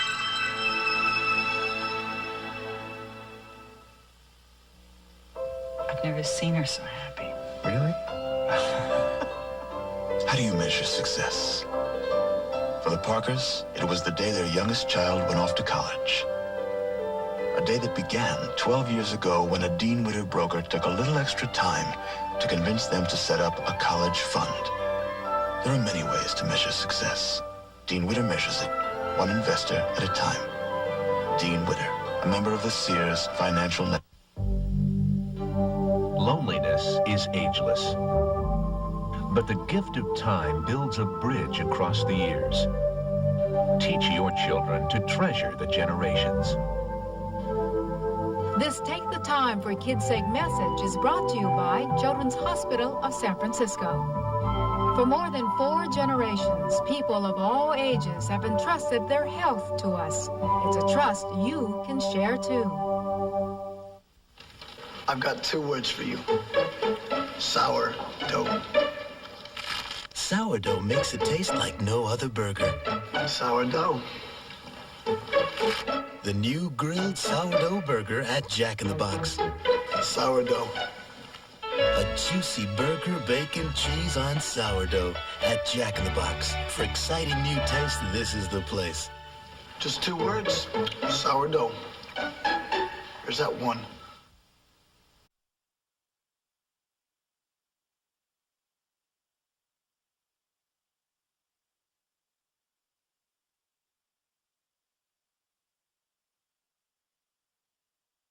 Exciting new taste, this is the place. Just 2 words. Sourdough. There's that one. CBS Sports coverage of the National Football League is sponsored by the new generation of Oldsmobile. Step into the future now at your Oldsmobile dealer. Federal Express, the best way to ship it over there. And by Castrol, engineered for today's smaller cars. The big D in Dallas today means something else. Defense. Cowboys have held the 49ers to 7 points in the first half and were deadlocked at a touchdown apiece. I want to show you some interesting numbers, though, as we start the second half. Don't be fooled by the present score, because what's taken place thus far this year is Dallas has been shut out in the third period. Look at that. The big goose egg. 61 total points, none in the third period. Meanwhile, San Francisco has been red hot in the third period and has scored 66 points in the fourth. And so it's been a second half team. They've been outscored everywhere else in every other quarter but the fourth, 66 points. But again, keep in mind, that's when Joe Montana has been starting at quarterback. Steve Young will get his chance to prove the 49er legend true today. So Mike Kofer will kick off for San Francisco. And it'll be Dixon and Shepard deep for the Cowboys. High kick. It'll be taken by Dixon at the 2. Out to the 34-yard line, and once again a flag flies. Tackle was made by Johnny Jackson. Dixon on the return from the 2. 22-yard return. We'll wait to see what the penalty is. Number 40, Johnny Jackson, and on the stop for the 49ers. First half statistics. So after Ben Dreith talks to Don Wedge, the back judge, they'll move it back. It's against Dallas. Number 50 on a receiving team. That's a 10-yard penalty, and it's first down. Number 50 is Steve Hendrickson, who's carried several numbers over the last couple of weeks. And as a matter of fact, he was originally drafted by the San Francisco 49ers, and we figure he wants to get a couple of shots in on his old teammates. He may have been a little aggressive on that one. Hendrickson wore number 99 last week. David Howard came in the trade. He now has 99, and Hendrickson gets jersey number 50. Hard to hit a moving target. That happens when you're young. First down, Cowboys. First pass, second half. Walsh gets it off, throws it underneath to Irvin.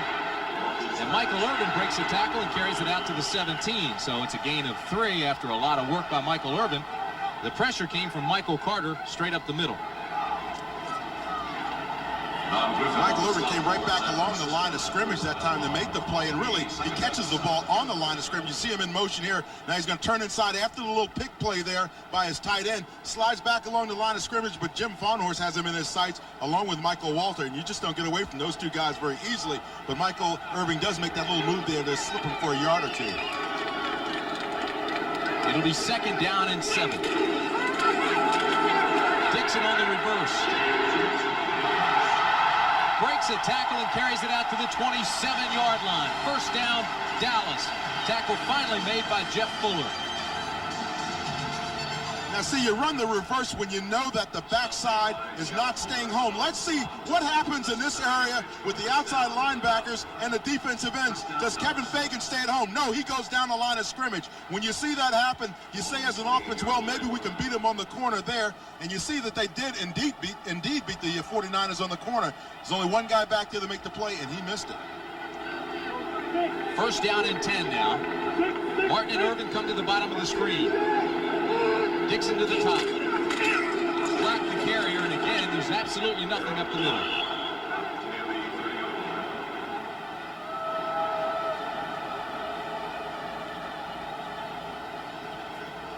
Two and A, Newton, White, Kerr, Wydell up front. And they really had a tough time trying to push and open things up for Darryl Clack. Well, you know, when you have to make adjustments, and Dave Waddell's going to get a chance to play today. He started for the Cowboys a couple of times last year. You make those changes and you change the offensive structure, what you're doing, how you're coming off the ball. All of a sudden, you got a lot of big guys up there because that's what Dallas wanted last year, big offensive linemen. It's tough to get that running game going again.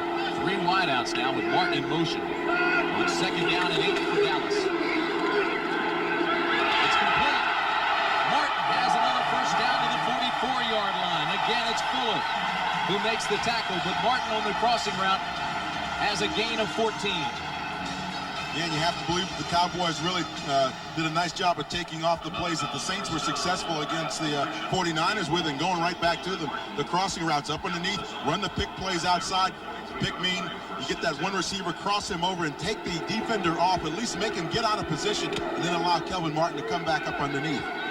Jerry Jones is smiling as all the young guys now start to click.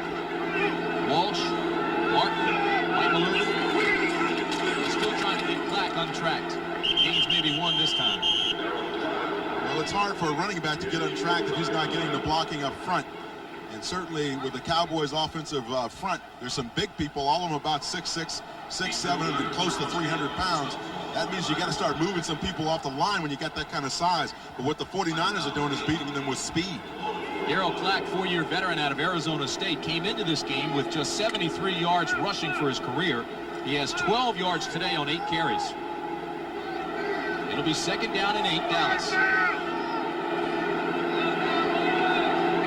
Walsh audibilizes. Play action. Almost intercepted. Great play by Keena Turner. Oh, and he almost had an interception. It was intended for Michael Irvin. Boy, he dropped back in his zone and he spied the ball all the way Steve again. This time, Steve Walsh didn't really look off the receiver. You see Keena Turner right in the middle of your screen, number 58. See him drop back in. He says, now I got to go outside, get coverage. Makes a nice little slap there. You know, I used to play basketball with Keena Turner when he was a youngster growing up in Chicago, and he always could jump and dunk. And as a result, you can see there, he can still get up in the air even after having had the operation on his knee. Had his knee rebuilt, does not like the artificial surface. Playing well here today. Doesn't even tape it anymore. Nobody said that calf is still skinny. 3rd down and 8. There's pressure coming. Martin makes the catch. It's another Dallas 1st down. They worked on Jeff Fuller, and Fuller made the tackle at the 43. But it's a gain of 12, and Dallas continues to move the football. Well, if you're the Cowboys, you want that kind of a matchup with Kelvin Martin working against Jeff Fuller, a much bigger guy. Again, another pick play. You see Michael Irvin coming up underneath, or maybe it's Shepard there, but you see Kelvin Martin is open on the outside as a result of all of that traffic happening with those picks happening right down near the line of scrimmage. But that's a matchup you wouldn't mind having when you're a strong safety and you're a fast wide receiver. 3 catches, 58 yards, and a touchdown. Martin goes out of the game now. 1st down and 10. As Johnston comes into the ball game, he now flies in the pass route and throw it to the tight end, Folsom. Folsom has another first at the 26. And again, it's Fuller, and Fuller gets up shaking his head. He's frustrated and he's tired. A gain of 15.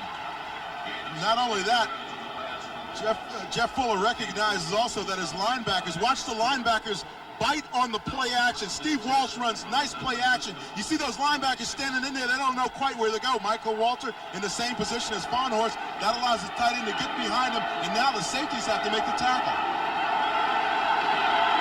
Folsom laid a pretty good lick into Fuller. It's 1st down, Cowboys at the 26.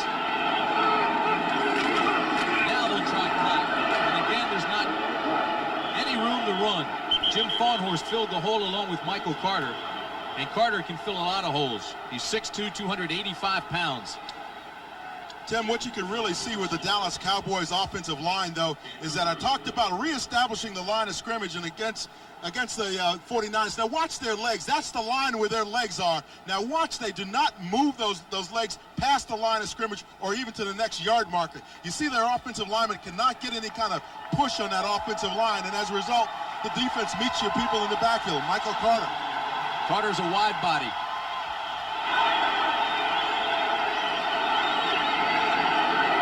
Second down and call it 9. Going into the corner. Irvin's open. The pass is late. Beautiful play by Darryl Pollard. Beautiful play defensively.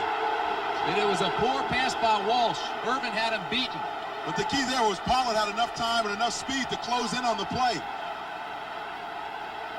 We've got somebody down. It looks like Michael Irvin. Irvin's hurt. Here's the isolation on the play. Michael Irvin, see him give him that post move and then go back to the corner. Now watch Darryl Pollard closing on the play, but you're right, Tim. That's not a great defensive play. It's a great save after he was beaten, and the crowd wanted pass interference on Pollard. Meanwhile, more importantly, Michael Irvin is hurt. And he did get pushed. Boy, you hate to see that. 5 catches, 49 yards for Irvin. You see him there, give him the post move, and then go back out to the sideline. Pollard's beat right now. The ball's drifting up. Maybe Michael Irvin had a chance to fair catch it down there, but now he got hit right in the back of the leg just as he came down in the end zone. And he is still down in there in the end zone. It looked, Dan, when he hit, that his leg stuck to the turf. Didn't have any give. And when that happens, there's only one thing that will give. Well, that turf is very, very brittle down there in the end zone. Of course, it doesn't see a lot of action sometimes down here in Dallas, and that may be one reason why it's still very brittle down there. The weakest joint on the strongest limb on the body, and when the shoe doesn't give, the knee usually does.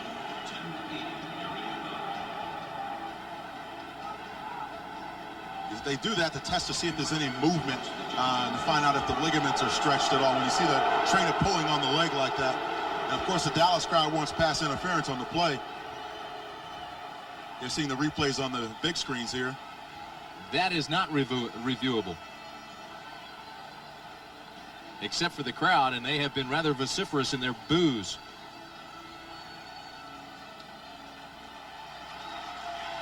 Talk about the Cowboys, though, and what they need to do to come back. And one of the things that Jimmy Johnson will continually tell you is that you have to have some patience when you have a lot of young people playing. It looks like Michael Irvin's going to be okay. The one position that Jimmy Johnson feels comfortable about is his wide receivers. This way, Mr. Starr. Life with me dad's a real scream. He needs a star vehicle, like my all-new Cutlass Supreme. It's a fab four-door that really screams.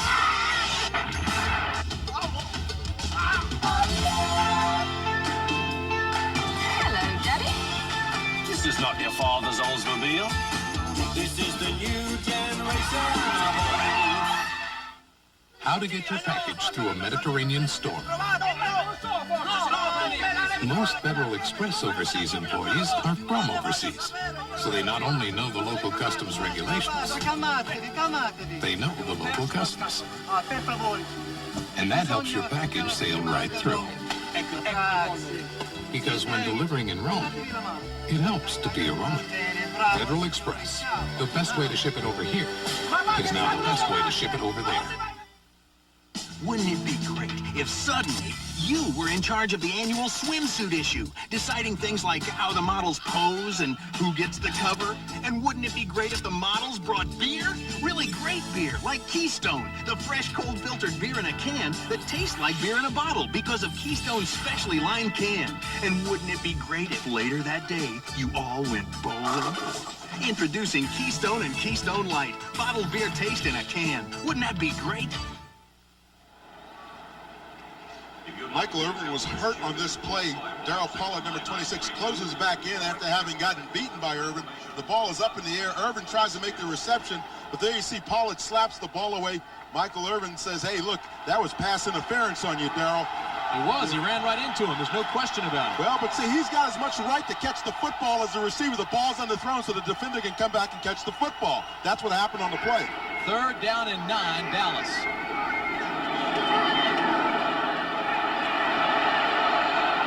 Incomplete. It was intended for Broderick Sargent. See, just because a receiver is an offensive receiver doesn't necessarily mean that he's got the right to catch the football and the defense can't do it. Darryl Paul at that time steps in and becomes the receiver. The ball's hung up there in the air. Broderick Sargent wishes he could have brought that one down, or he was 6'10". I'll tell you this. Shepard thought he was open in the end zone, and Kelvin Martin thought he was open as well. It's a 43-yard attempt for Roger Ruzick. And the Cowboys are threatening to take the lead with 8:35 remaining in the 3rd quarter. Mike Saxon is the holder. Ruzick's kick is blocked. Look out. Johnny Jackson is gone. A 61-yard return of the blocked field goal attempt, and Johnny Jackson put San Francisco back in front.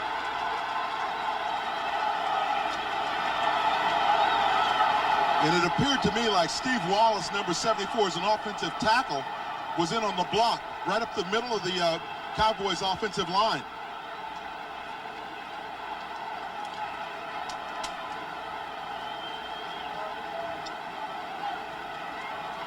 The block was made by Wallace.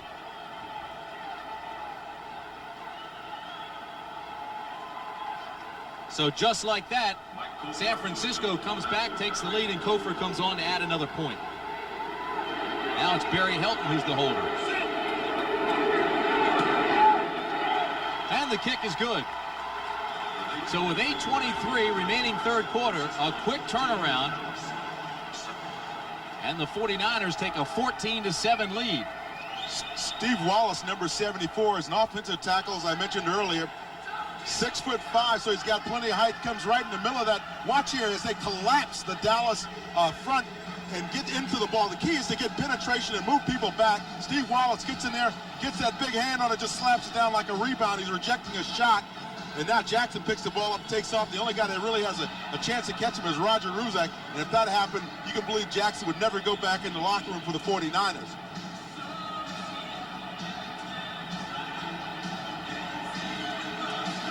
Another look at it, you can see Roger Ruzak at the end of this play is the only guy that really has a shot at stopping him, because there's a nice block by Wallace. Boy, he really got up in the air on that one. Now watch Jackson make the takeoff here. Gets out in front and there's nobody near him. There's no way he's going to get caught on this play. And the 5th round draft pick out of Houston turned it on. 62-yard return for the touchdown. Get some style points too. Again, watch him collapse that inside front of the Dallas Cowboys. Now the center really didn't block anybody. Now I believe it's Stepnowski is the long snapper. But his responsibility is to get the ball back to the holder. That's his key responsibility. Everybody else has to block down toward the center, and that didn't happen. That's right. Everybody should be taking a step in. You see they do that, indeed do that, but Wallace gets that great penetration in the middle. The center was Dave Waddell, the kick center, and he never really got a block on anybody. 14-7. This will be Dixon at the 1. Look out. Boy, he had a hole for a second out to the 27-yard line. A return of 26, so between Dixon and Shepard, Cowboys have some return threats. Tackle was made by Darryl Pollard. The word on Michael Irvin from the Cowboy bench that we just received is that he has a sprained knee and should return. They don't think the damage in there is serious. They don't think there's any tears. Right now they say it's a sprained knee and he may return. The way he was talking to Darryl Pollard as he was heading to the sideline, I suspect that he really wants to get back in this ballgame. They may need him. He's the 13 quarterback, too. They'll definitely need him. The sack is made by Pete Kugler. You hear about, that's his 2nd sack of the year, Dan. You hear about coverage sacks, Tim, and what that really comes from is good coverage by the secondary downfield. You saw Walsh looking that time, took a step up inside and really couldn't find anybody to throw to downfield, so he just let it go. Steve Walsh now backing up. You see him, he's getting a pretty good view downfield. Now watch his head. You'll see it rotate around. He says, now I got to get out of here. Still pump fakes, can't find anybody, and Kugler makes a nice sack. So it's a loss of 2. It'll be 2nd down and 12. For Walsh and the Cowboys. 7:45 remaining third period. Tim Grant along with Dan Jiggets at Texas Stadium. The Cowboys trying to stay alive, still winless in the season. Walsh again under pressure, has this one complete to his tight end Folsom at the 33-yard line. Tackle made by Keena Turner. A little pressure that time from the defensive front of the 49ers. Forces Steve Walsh to unload to his tight end, Folsom, who he finds coming across again. You see him right in the middle of your screen, 85, heading out to the sideline, runs an out pattern there and just simply beats Keena Turner on the play. They like that matchup with the tight ends and the receivers against the linebackers because generally those guys are going to be a little bit faster. Folsom came into this game with 3 receptions, and you see what he did today. He's got 5 catches, so 8 for the year, most of them coming this afternoon.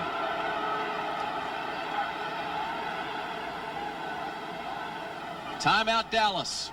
7:03 remaining third period. Today's small cars are tougher than ever on oil. Their high compression engines not only rev high, they can run hotter than regular small car engines. Their searing heat can begin to break down an oil immediately. That's why there's Castrol, the motor oil that in every grade provides maximum protection against viscosity and thermal breakdown. So use Castrol before your engine does something to get you heated up. Castrol, engineered for today's smaller cars. I tell my dad I'm buying a new car, and he'd say, "Fluffer and fluckatage, get a sensible car. Get a comfortable car. Dog, get a gorgeous car. Get a reasonably priced car." So I did. A Cutlass Sierra. Great when you buy it, drive it, trade it. What more can a family want? That's all, folks. Now get up to a $1,600 cash bonus on a 1990 Cutlass Sierra. See your Olds dealer today. You're looking sharp. You're looking good. You've come so far. And we know how to make the most of who you are. Where the race is run, you're the champion. Gillette, The Gillette Atra Plus system and Gillette Foamy Shave Cream, together the best a man can get. She says it's rape. Now she has to prove it. She wanted it. She asked for it. She got it. Why don't you leave her alone? When he's not a stranger. Tuesday. If you like college football, you'll like CBS next Saturday. A blockbuster doubleheader starting with Tennessee against Alabama, both teams unbeaten. Then the second game of the doubleheader, 10th-ranked Southern Cal against top-ranked Notre Dame. That's all next week here on CBS. Don't miss it. Third down and 4 for Walsh. Backside pressure, throws this one complete. The tackle is broken by Shepard. He's got a first down up to the 47-yard line. Derek Shepard, a great addition to this Cowboy team, a gain of 15. Again, the Cowboys running some picks down on the line of scrimmage. Two receivers out there to that side. Watch Shepard on this shake and bake there. You see him come back up underneath of the pick by Kmart there. Kelvin Martin makes a nice reception. Now watch these moves in here. He puts about 55 moves on a 1-yard line. Gains about 2 yards after the moves. Tackle made by Fuller and Homo. Dave Waddell is injured. Boy, that could be a big blow, too, because Kevin Gogan's already left with an injury at that right tackle position. It appears that he's pointing towards his hip as the problem.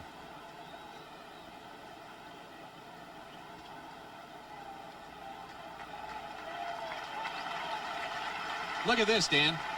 Everything they're throwing is, well, pretty much short. Well, the thing that they've been effective on is that the play like we just saw with Shepard, throwing the ball after the pick play and allowing the receiver to run with it the rest of the way. So it may only be 10 to 19 yards, but then the receiver makes the best out of a tough situation by running well with the football. 15 under 20 yards. Michael Irvin back in the ball game. He comes to a wideout position. And Steve Walsh now has one of his big weapons. That's Irvin at the bottom of your screen right there. First down, Dallas. Has his first goal of the day. And breaks it big to the 35. Darryl Clack.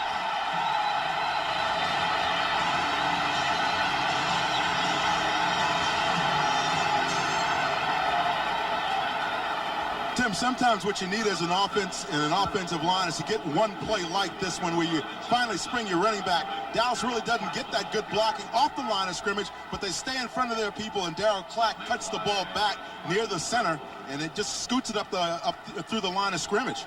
17-yard gain, more than he's had all day. The longest run of his career. First down and 10. Cowboys trail by 7. Walsh in trouble, and he's sacked.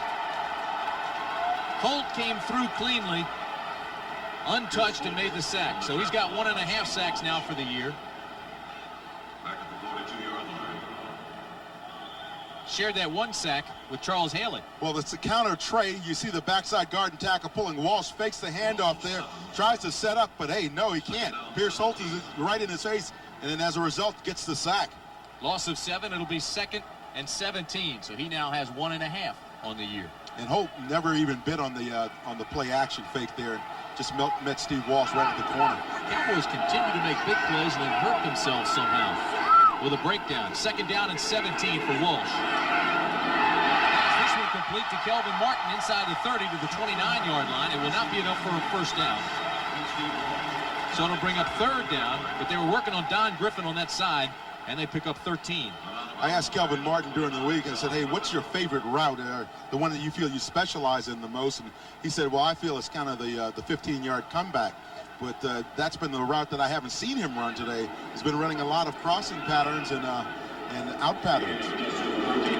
Dallas last drive, they went 65 yards to the San Francisco 25, held the ball almost 7 minutes and got no points. As a matter of fact, the 49ers got 7. 3rd down and 3. They need a big play here. Walsh has some room. Has the first down to the 15-yard line. Tina Turner and Johnny Jackson finally make the stop, but it's another gain of 13. And credit Kelvin Martin with a great block downfield to help out his quarterback when he saw him scrambling and in trouble. Steve Walsh knows that he's in trouble as he drops back, can't really find anybody open, gets some decent protection up there, really wasn't flushed out of the pocket because of pressure. Now, when you see that block right there by Kelvin Martin on Keena Turner, just enough to allow the quarterback to slide in there and get about 4 or 5 extra yards on the play. Crowd is back in it. Walsh goes for a ball. Incomplete, intended for Martin. And that was a fine defensive play by Griffin.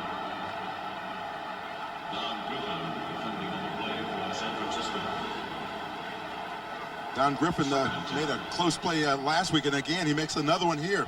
It's going to be coming from the right side of your screen. That's where Kelvin Martin is running the go pattern. Steve Walsh lays it out there very nicely for him. And actually, when you look at it, Griffin was out of position there, but closed very quickly on the receiver, Martin. It'll be 2nd down and 10 as you look at Don Griffin. 4:24 remaining in the 3rd period, but look at the time of possession. The San Francisco offense has not had the football, but they are the only ones to score. Walsh inside the 5 to the 3. Michael Irvin. There's a flag. And again, they were working on Don Griffin.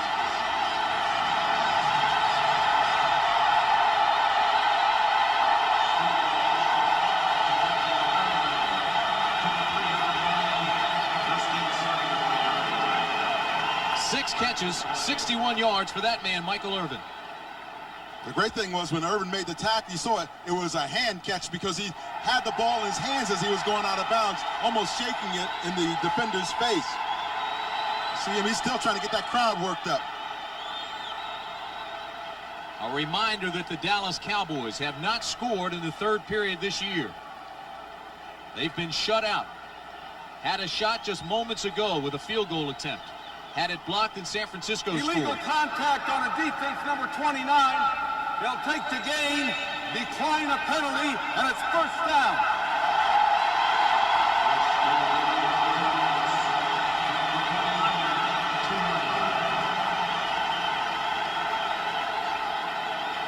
It was called on Griffin. So the big game by Irvin sets up 1st and goal at the 2. Thornton Chandler comes in at tight end for Dallas. Steve Folsom stays in. It's a 2 tight end system. Johnston and Clack will be in the backfield. And they're going to review it.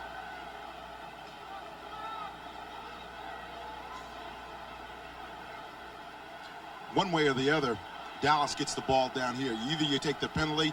If they say that Michael Irvin was indeed out of bounds, then you still get the ball based on the penalty play. But play stands the way it was called on the field. That's a 1st down. Ben Dry sounded a little incensed that somebody upstairs might even be questioning his calls down there. Walsh is now 19 of 25 for 226 yards and a touchdown. The Cowboys trying to get their first points of the year in the 3rd period right here.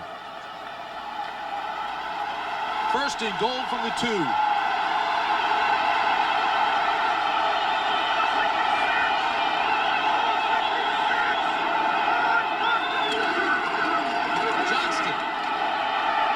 To the goal line, no signal. Chet Brooks tries to come out of there with the ball, and Thornton Chandler wants no parts of that.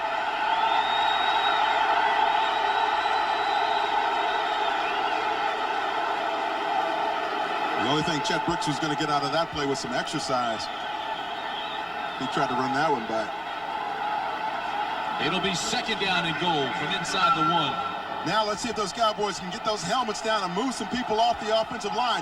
Nate Newton there blocking against Michael Carter, who ends up making the tackle. But the key there is Newton gave his running back enough of an opportunity to squeeze it into the end zone, or near the end zone. They need a foot.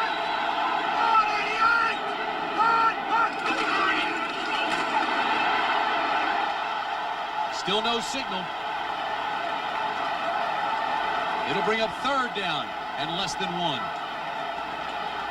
Good play here by Jim Fawnhorst, number 55, who really stops the momentum of the running back. And Michael Walter on that defense for the 49. You see both of those linebackers come right up over the top and stick the running back as he's trying to come through.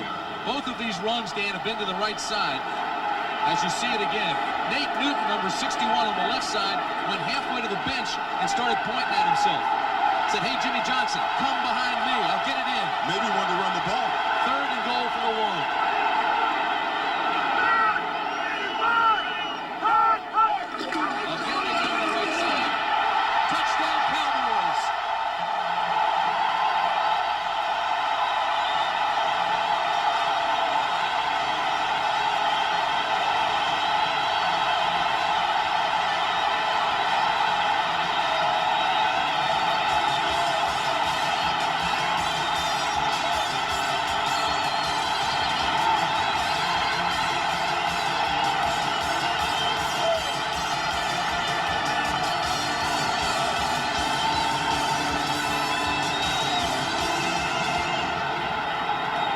One-yarder sets up Roger Lusik's extra point attempt.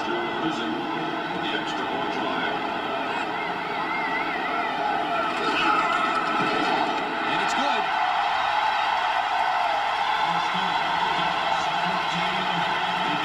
So with 2 minutes and 50 seconds remaining third quarter, we're tied again at 14. When you get down on the goal line, Tim, you try to keep things pretty simple. You don't get real cute. You just run it off tackle, just pound it in there on the defense. Third try works, the third time is a charm. Good blocking there by Johnston, number 48. Helped Darryl Clack get into the end zone, and he is thankful.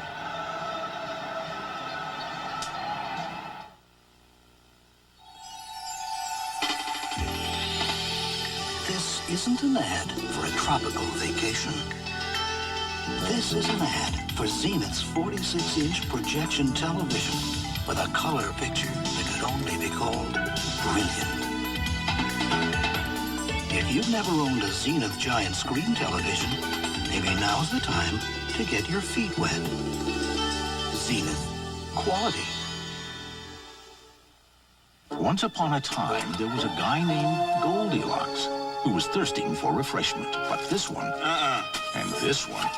So then he moved to Diet Coke, and it was just right. The real cola taste you can drink more of because it's just 1 calorie. Hey, somebody's been drinking our Diet Coke. Yeah. And there he is.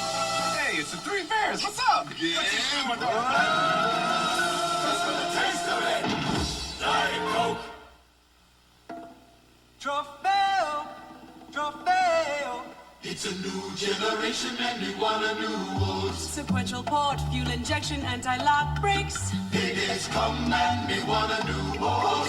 Visual information center, handles great. This Oldsmobile is not our father's. New generation for the sons and daughters. Trofeo.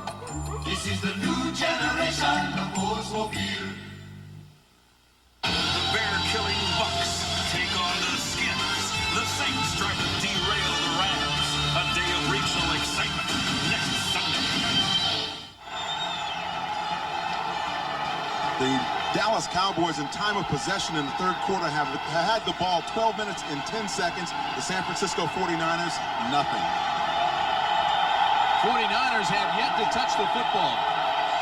12 plays, 73 yards. You see the time of possession. Wall 6 for 8 on that drive. And we're tied at 14.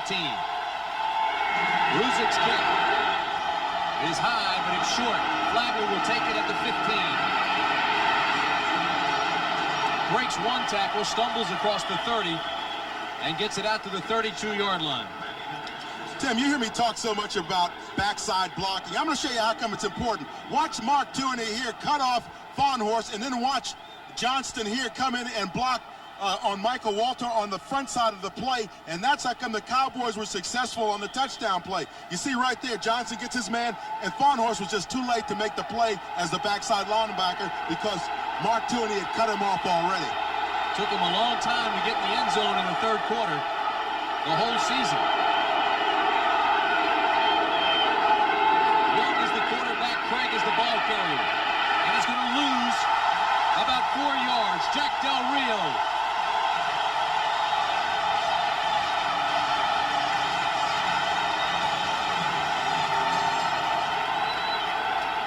You got to block those outside linebackers. Jack Del Rio, number 55, will be out of frame here for a second, but you'll see him come back into frame very quickly. Those linemen up front, the tight ends, have got to block those outside linebackers if Roger Craig is to be effective hitting the corner. There's no other way to do it. Great penetration by Too Tall Jones. A loss of 3, it'll be 2nd and 13. Young, backside pressure to run it. Goes out of bounds at the 31-yard line, but there's a flag in the backfield. Gotta believe that's holding because Tony Tolbert had a nice rush during that time on Steve Walsh. Steve Young, excuse me.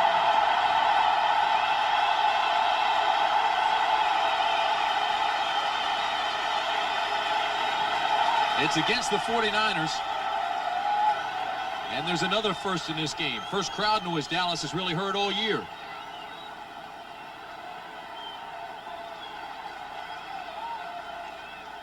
That's the 7th penalty on San Francisco. Dallas has 2. Number 62 on the offense, hands to the face. That's a 10-yard penalty and it's 2nd down. That's big guy McIntyre. This is not one of the league's biggest offensive lines. An average 49er offensive lineman, 6'4", 276. But it has been very effective. With Bubba Paris taking credit for the curve. Hey, it's still a relatively young offensive line in that it averages under 30 years of age. 49ers continue to inject youth. 2nd down and 23.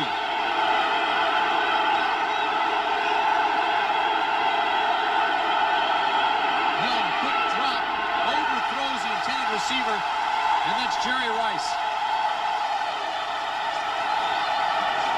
Jerry Rice has only 1 catch on the afternoon. And Bubba Paris is getting into it with, I believe that's Too Tall Jones maybe down there on the field. You hate to see your team, your offense losing its cool now in a situation where it's getting kind of tight. You want to see that cool, calm, and collected, experienced offense, particularly your offensive front. Now, Paris just kind of stepped in on the back end of that little tussle. Too Tall Jones, 38 years of age. 6'9", 270-pounder in his 15th year. 3rd down and 23 for San Francisco. They go to 4 wideouts.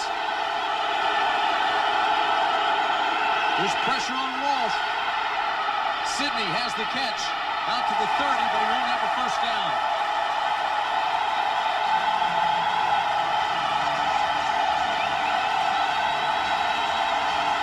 Emerson Walls made the tackle.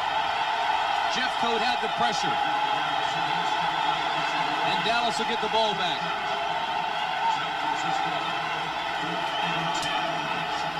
Jim Jeffcoat was bringing it, and Steve Young knew it. Said, I got to get rid of this football. Good pass rush by Jeffcoat that time. Barry Hilton comes on to punt. You see what he's done thus far this afternoon. And this guy is having a big afternoon as well, Derek Shepard. Shepard will be looking for a wall.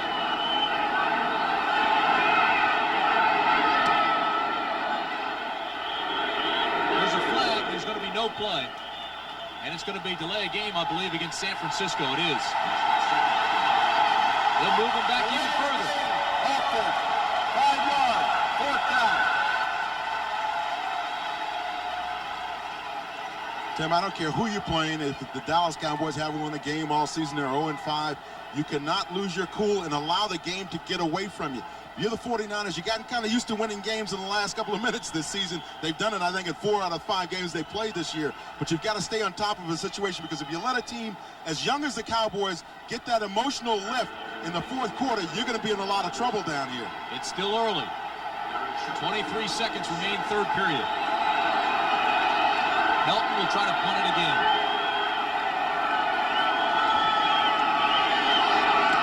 Gets off a low liner. That'll hit at the 40, get a Cowboy bounce. Now it goes the other way and will roll all the way down to the 34-yard line. Mark it at the 33. So a 46-yard punt after a crazy bounce. And the Cowboy offense comes back on the field. It's 14-14. We'll be back.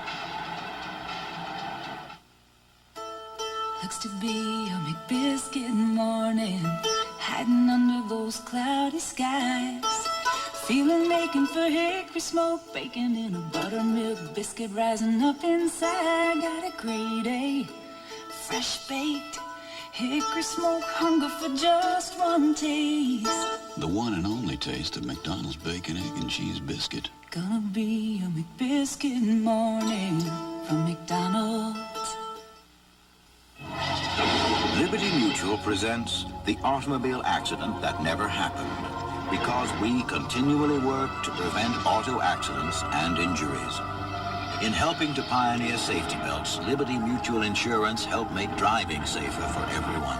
Caring for people is why America believes in liberty. Almost home. America believes in liberty. Liberty Mutual Insurance. As Halloween approached, the Phantom of the Fridge struck again. My secretary, Susie, was waiting. Waiting. The Phantom stole the beer. Coors Light? Not now, thanks. I'm driving. Any clues? Aisle 4. A high-heeled shoe, a black cape, the Phantom? Catcher! Enter the Coors Light $100,000 Phantom of the Fridge sweepstakes. Look for clues at this Halloween display and get your Coors Light before the Phantom does.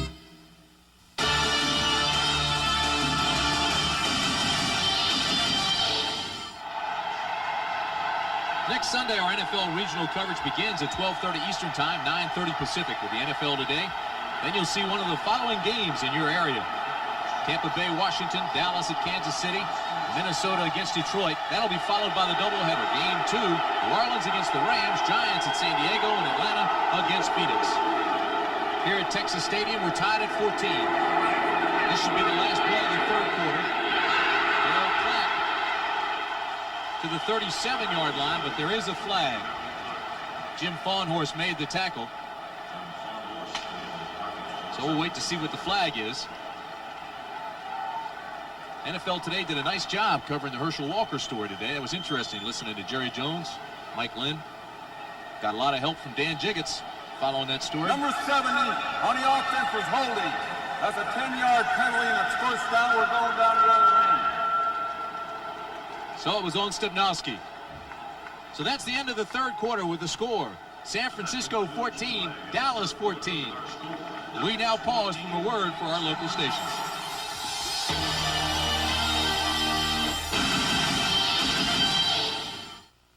This is CBS. Every day, people make a little more sense of a complicated world with the national edition of the New York Times. Greg, it's here. There's a complete daily business section, not just market reports, but a full perspective on the events, the trends, the people who shape the way the world does business. It's all here. World and national news, it's here. The surprising living arts section and business day. The New York Times. It adds life to your life. Now get the New York Times delivered for half price, just $1.25 a week. Faster than a Ricky Henderson stolen base. More powerful than a Kevin Mitchell home run. Able to win almost 200 games in a single season. It's Champions by the Bay, the official home video of both the Giants and the A's on one video cassette. Come to Safeway now to reserve your copy and save $2 off the $14.95 price by purchasing a voucher before December 1st. Get 2 super teams on 1 videotape, only at Safeway. What's your first priority? Miss Crowley. Well, I'm assuming there's product in the pipeline, so... Assuming, Miss Crowley. Unfortunately, assuming doesn't feed the bulldog. The top business schools prepare you for every eventuality you will ever encounter in the business world. Except one, business travel. We've got that one covered. United. Come fly the friendly How skies. can Miss Crowley's 3-person sales force stay on top of her far-flung enterprise? For Spacious Skies, starting Monday at 6. CBS Sports coverage of the National Football League is sponsored by Coors Light. Pure brewed in the Rockies, the Silver Bullet won't slow you down. It's the right beer now. U.S. Navy, you are tomorrow. You are the Navy. And by today's Chevrolet truck, nobody's winning like the heartbeat of America.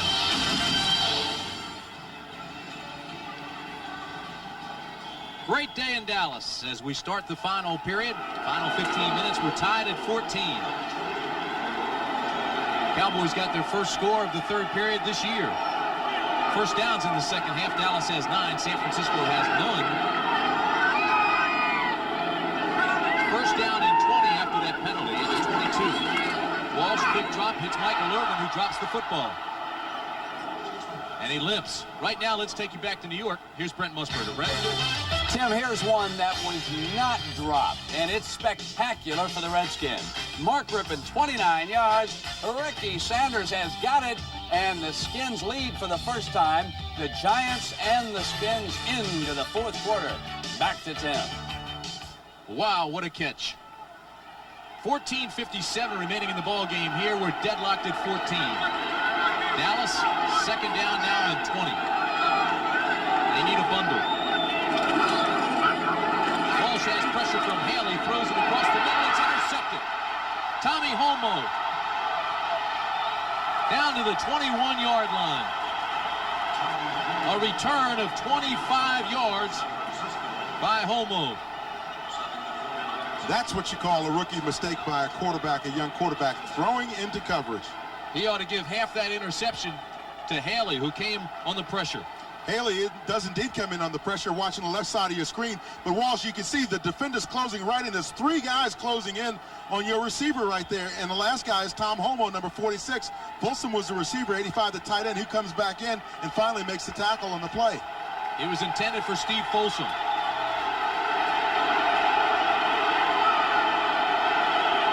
First down, San Francisco. Right side. Bangs his way down inside the 15-yard line. Boy, he really punished Vince Albritton on the play. 36, he came up to make the stop. And Roger Craig just simply lowered his shoulder a little bit, just got right into Albritton.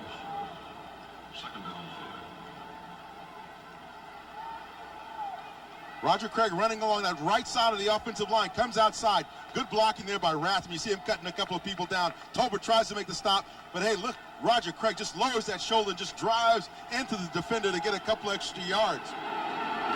He's a guy, a veteran, who knows what it means now to put the game on the line in the fourth quarter and get a touchdown. A key defensive series for Dallas. This defense has allowed San Francisco just 7 points this afternoon. They got the other one on a blocked field goal in return. It's a block from Rathman. Inside the 10 to the 8-yard line. Tolbert and Lockhart make the tackle, but Rathman helped that play work. Steve Young is almost like a wishbone when you have a quarterback like him down there. Watch him on the rollout of the bootleg. He's going to be escorted by Tom Rathman, who's trying to slide out and get into the pass pattern, but says, no, I'm going to stay with Steve Walsh. Steve Young. Now, you saw him right there throw the block on Jack Del Rio, number 55, and that allowed Young to spring up underneath. Explain the hit in the back now. That was legal. Yes, well, he's blocking. If the linebacker turns his back to you, you can push him all the way in the back then. It's not blocking in the back. As long as you make contact, you're trying to make contact in the front. 49ers have their first down of the second half. Roger Craig hit immediately by Everson Walls. Fine close on the corner by the 9-year veteran Walls. Nice run support that time by Everson. We were talking to him the other day about how he likes to do that casual walk away when he's near the receiver. He says he's trying to disguise what he's doing defensively, but also it's very important to look very cool when you do it. Big basketball fan. Loves the Lakers.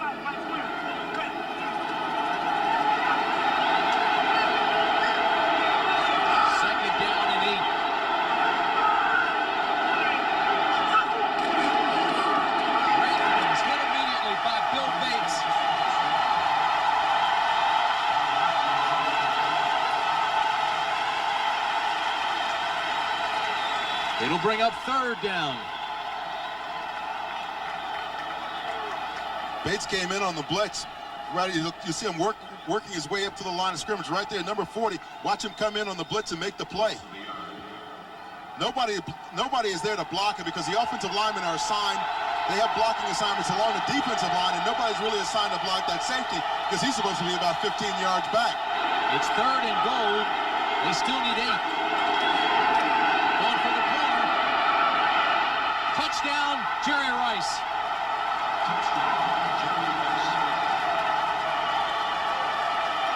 His 59th career touchdown.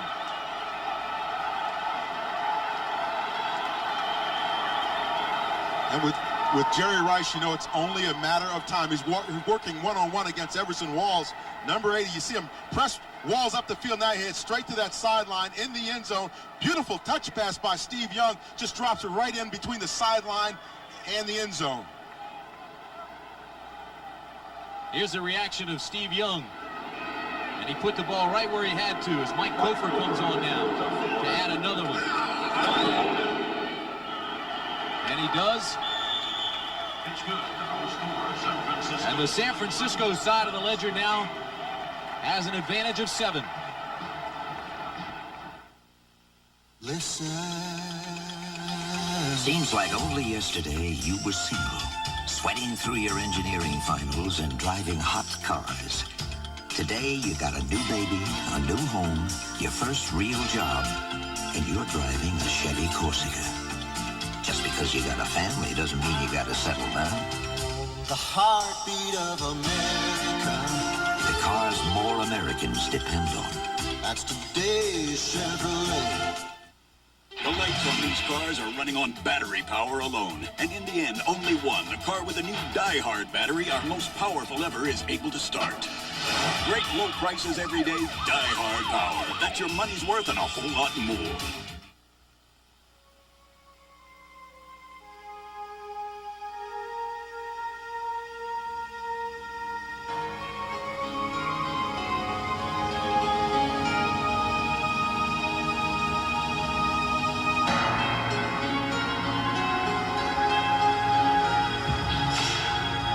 Life's full of simple pleasures, like the comfort of Levi's jeans.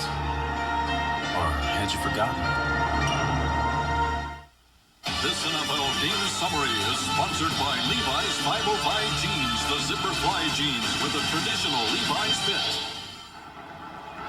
As you look at these numbers, Dallas has dominated the second half, but 2 critical mistakes. There was a blocked field goal, returned for a touchdown, and then Walsh threw an interception to Homo, and that set up the touchdown to Rice. Rice, by the way, has only 2 catches, but one of them was that 8-yard touchdown. As you see the score with 11:39 remaining in the ballgame. Tim Brandt, Dan Jiggets, and Dan, you made an excellent point.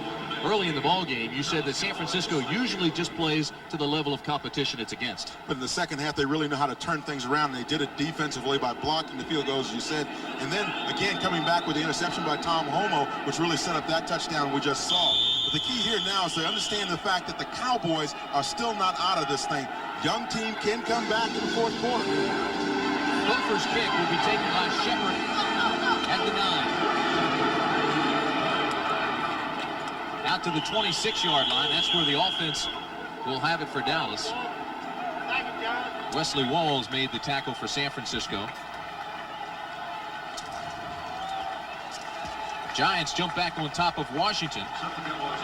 Minnesota, Herschel has 10 carries, 76 yards.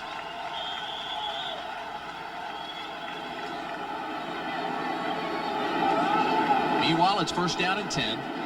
with 11:30 remaining in the ball game, and Dallas now has to generate an offense. It's going to be interesting to see how this young team does respond. Exactly. This is the time now where you can really challenge yourself as a young offense. So if you're the Cowboys, now's the time when you mature a little bit against somebody like the 49ers. Thus far this afternoon, they have come back after adversity. Again, is pressure.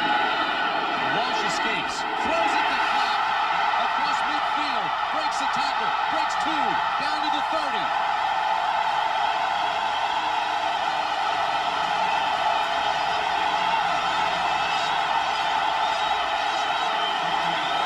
A gain of 44 yards. Just mention the fact that there's a young Cowboy team that can come back in the fourth quarter. I think they're learning some things about themselves. Darryl Clark comes out of the backfield, circle around, comes around, understands that zone is dropped off now. He's just going to let it loose. Steve Walsh with a nice pass there. Took a late shot from, I believe it was Pierce Holt. Walsh unleashes the ball downfield to Darryl Clark. Now watch this run here. Good move to get past Chet Brooks. I guess we're not going to get to see that, but he made a good one. First down, Clark after a big carry. Gets across the 30, so just makes a yard before Chet Brooks makes the tackle. Right now, let's take you to New York. Brent Musburger has this update. Brent? Tim, you've got a fine one going there. So too do the Giants and the Skins. Here's how the Giants regained the lead. You reported it. Sims to Bavaro. 11 minutes to go in the Meadowlands. Now let's go back to Tim. Brent, that is such a key game, as you know, and have said all afternoon for Washington. More so, I think, the urgency for Washington than the Giants. And even think what Philadelphia's thinking now. They said, hey, if those guys win, then we may be right back in the mix. Second down and 10 for Walsh and the Cowboys.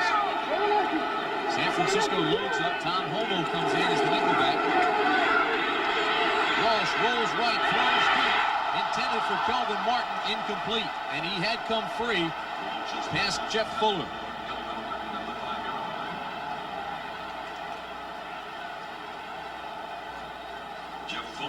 The numbers are outstanding for Dallas in the second half. 185 yards of offense. Of course, when you consider they had the ball for almost the whole third quarter, it's easy to understand why. You saw Walsh throw his head back and smile and then slap his helmet. He knew that Martin had come free. All he had to do was hit him. Fuller was beaten badly. Now Fuller comes out of the ball game. Third down and 10 out of the shotgun. Walsh steps up and again misses Martin, who was open. He was working on Michael Richardson, who was just acquired. Richardson starting at defensive back for the Bears the last 7 years. They dropped Barber this past week and acquired Richardson.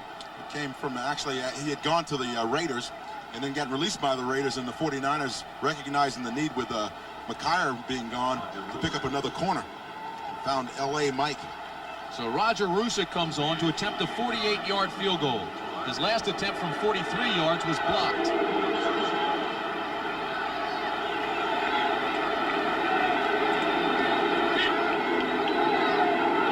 Good snap, good hold. Gets the kickoff.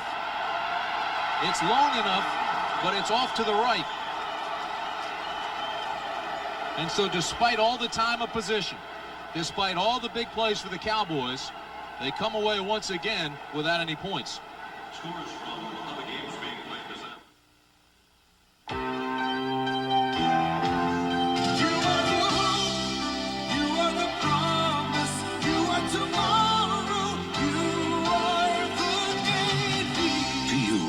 Build and shape our future, we invite you to learn the technology of tomorrow while you serve your country in the Navy of today.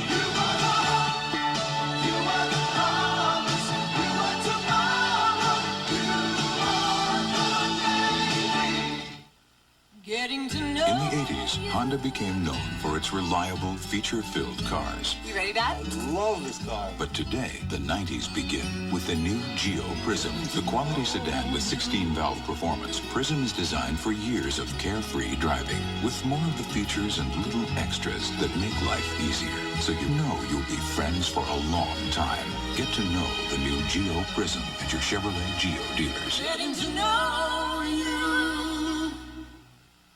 Too many people think a spark plug's a spark plug. Well, all spark plugs aren't alike. These AC copper core plugs match my car's specs like rounds in a chamber, firing up to 30 times a second. for up to 30,000 miles of high-revving firepower. Precision AC Delco parts. They don't just fit, they match. Keep your car running the way it was made to run. Now get up to $8.80 back on AC filters and plugs. See your retailer for details. Undefeated Tennessee takes on Battle's surging Crimson Tide. Then the Fighting Irish of Notre Dame battles 10th-ranked USC. Doubleheader excitement next Saturday. This was the key play in the game and really turned the ball game around for the Cowboys in favor of the 49ers. The 49ers blocked the field goal attempt by Roger Ruzak right there. You saw Steve Wallace, 74, reach up and slap it down. Now what happens is, number one, the Cowboys missed the opportunity for the field goal. They missed another one, and also the 49ers get a touchdown. 13-point turnaround on that. Young on first down goes to Rathman, intercepted by Dallas. Jack Del Rio has the interception, and the Cowboys get it back. Now they're going to say he didn't have it. This play will be looked at.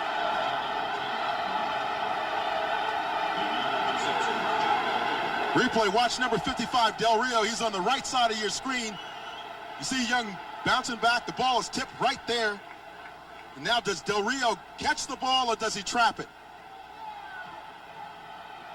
Boy, it looks like it was laying right down. Catch. It looks like it was laying on the carpet a little bit before he could scoop it up. Give you a quick update. Herschel Walker now 13 carries, 116 yards, his season high. Young's pass to Rathman across midfield. Albritton finally makes the tackle at the 34. Danny Hendricks was there as well. Oh, but the block was thrown by Brent Jones, number 84. He saw Tom Rathman coming out to that side, and he just simply stole on Ray Horton, number 20, knocked him right to the turf, and that sprung Rathman. Jimmy Johnson's still hot about the interception. He thought Del Rio had it. Too late for that now, though, because watch this. You see Young on the little fake there, and he rolls out, throws to Rathman. Now watch Brent Jones right there. Knocks the defender down. That springs Rathman on the run. A gain of 36. The 5th catch of the game for Rathman. It's first down. The 49ers. This is Craig.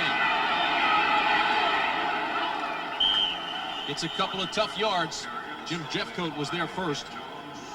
Good defense that time by the Cowboys. Kind of strung that play out to the sideline, stopped it up, didn't allow the 49ers to turn the corner, bringing the ball back in and make the tackle. The Cowboy defense has played well all afternoon. They really have. They played inspired football, and I think that anybody that's watching a young team trying to build themselves back up has to be inspired by their play this afternoon. Cowboys ranked last in the NFC defensively against the run, and yet they've held Roger Craig to 36 yards in 13 carries. It's second down and 8. Here's Craig again. Gets a block on the corner this time. And is close to a first down. It looks like the mark will give it to him.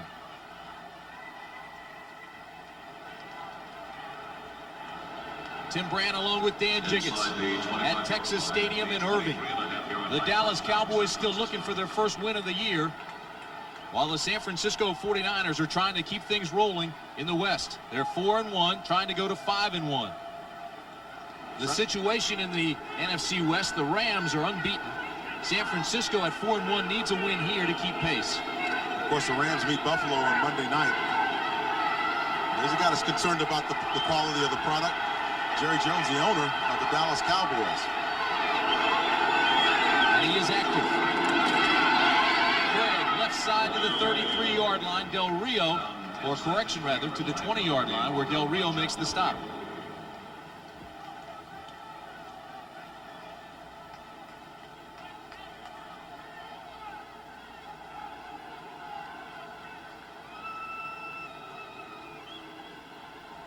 Jerry's trying to get that crowd excited again.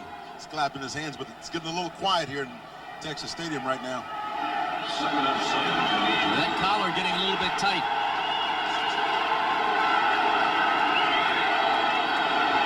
Second down and 7. Roger Craig right side to the 16-yard line. Ed Too Tall Jones and Ray Horton will get credit for the stop. I want to tell you something, though. Tom Rathman threw another great block there for his running back, Roger Craig.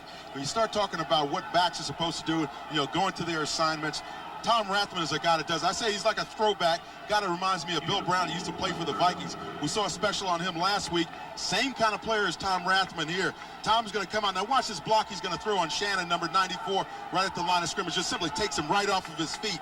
That's all Roger Craig can ask for out of his fullback. When you lead up in there, Roger Craig used to do it for Wendell Tyler, and now Tom Rathman is doing it for him.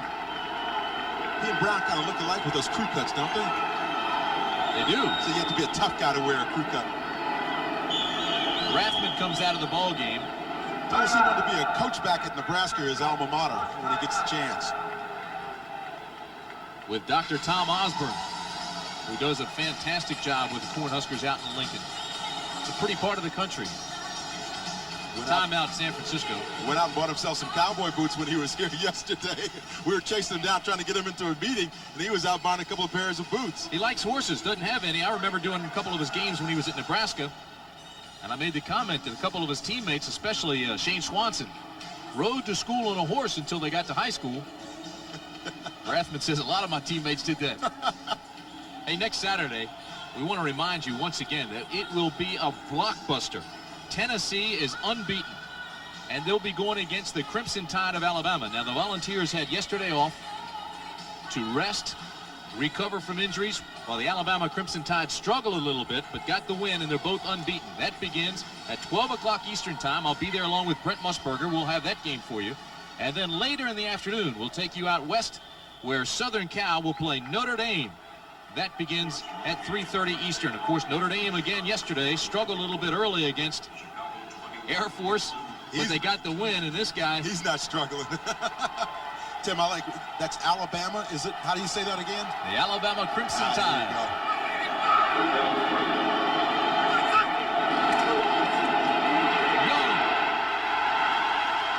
Young is hit. And I don't know if he got the first down. Ken Tippins made the tackle.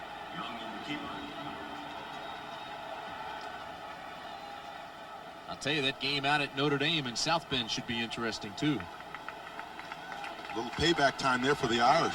I won't have a chance to see it. I'll be leaving Birmingham, Alabama to fly to meet you in Kansas City. For the game on Sunday between Dallas and Kansas City. San Francisco did not have enough for the first. So Mike Kofor comes on to attempt a 32-yarder. With 5 minutes left in the ball game. It's certainly long enough, and it's good. So with 4 minutes and 57 seconds remaining in the ball game, the Niners add 3 more.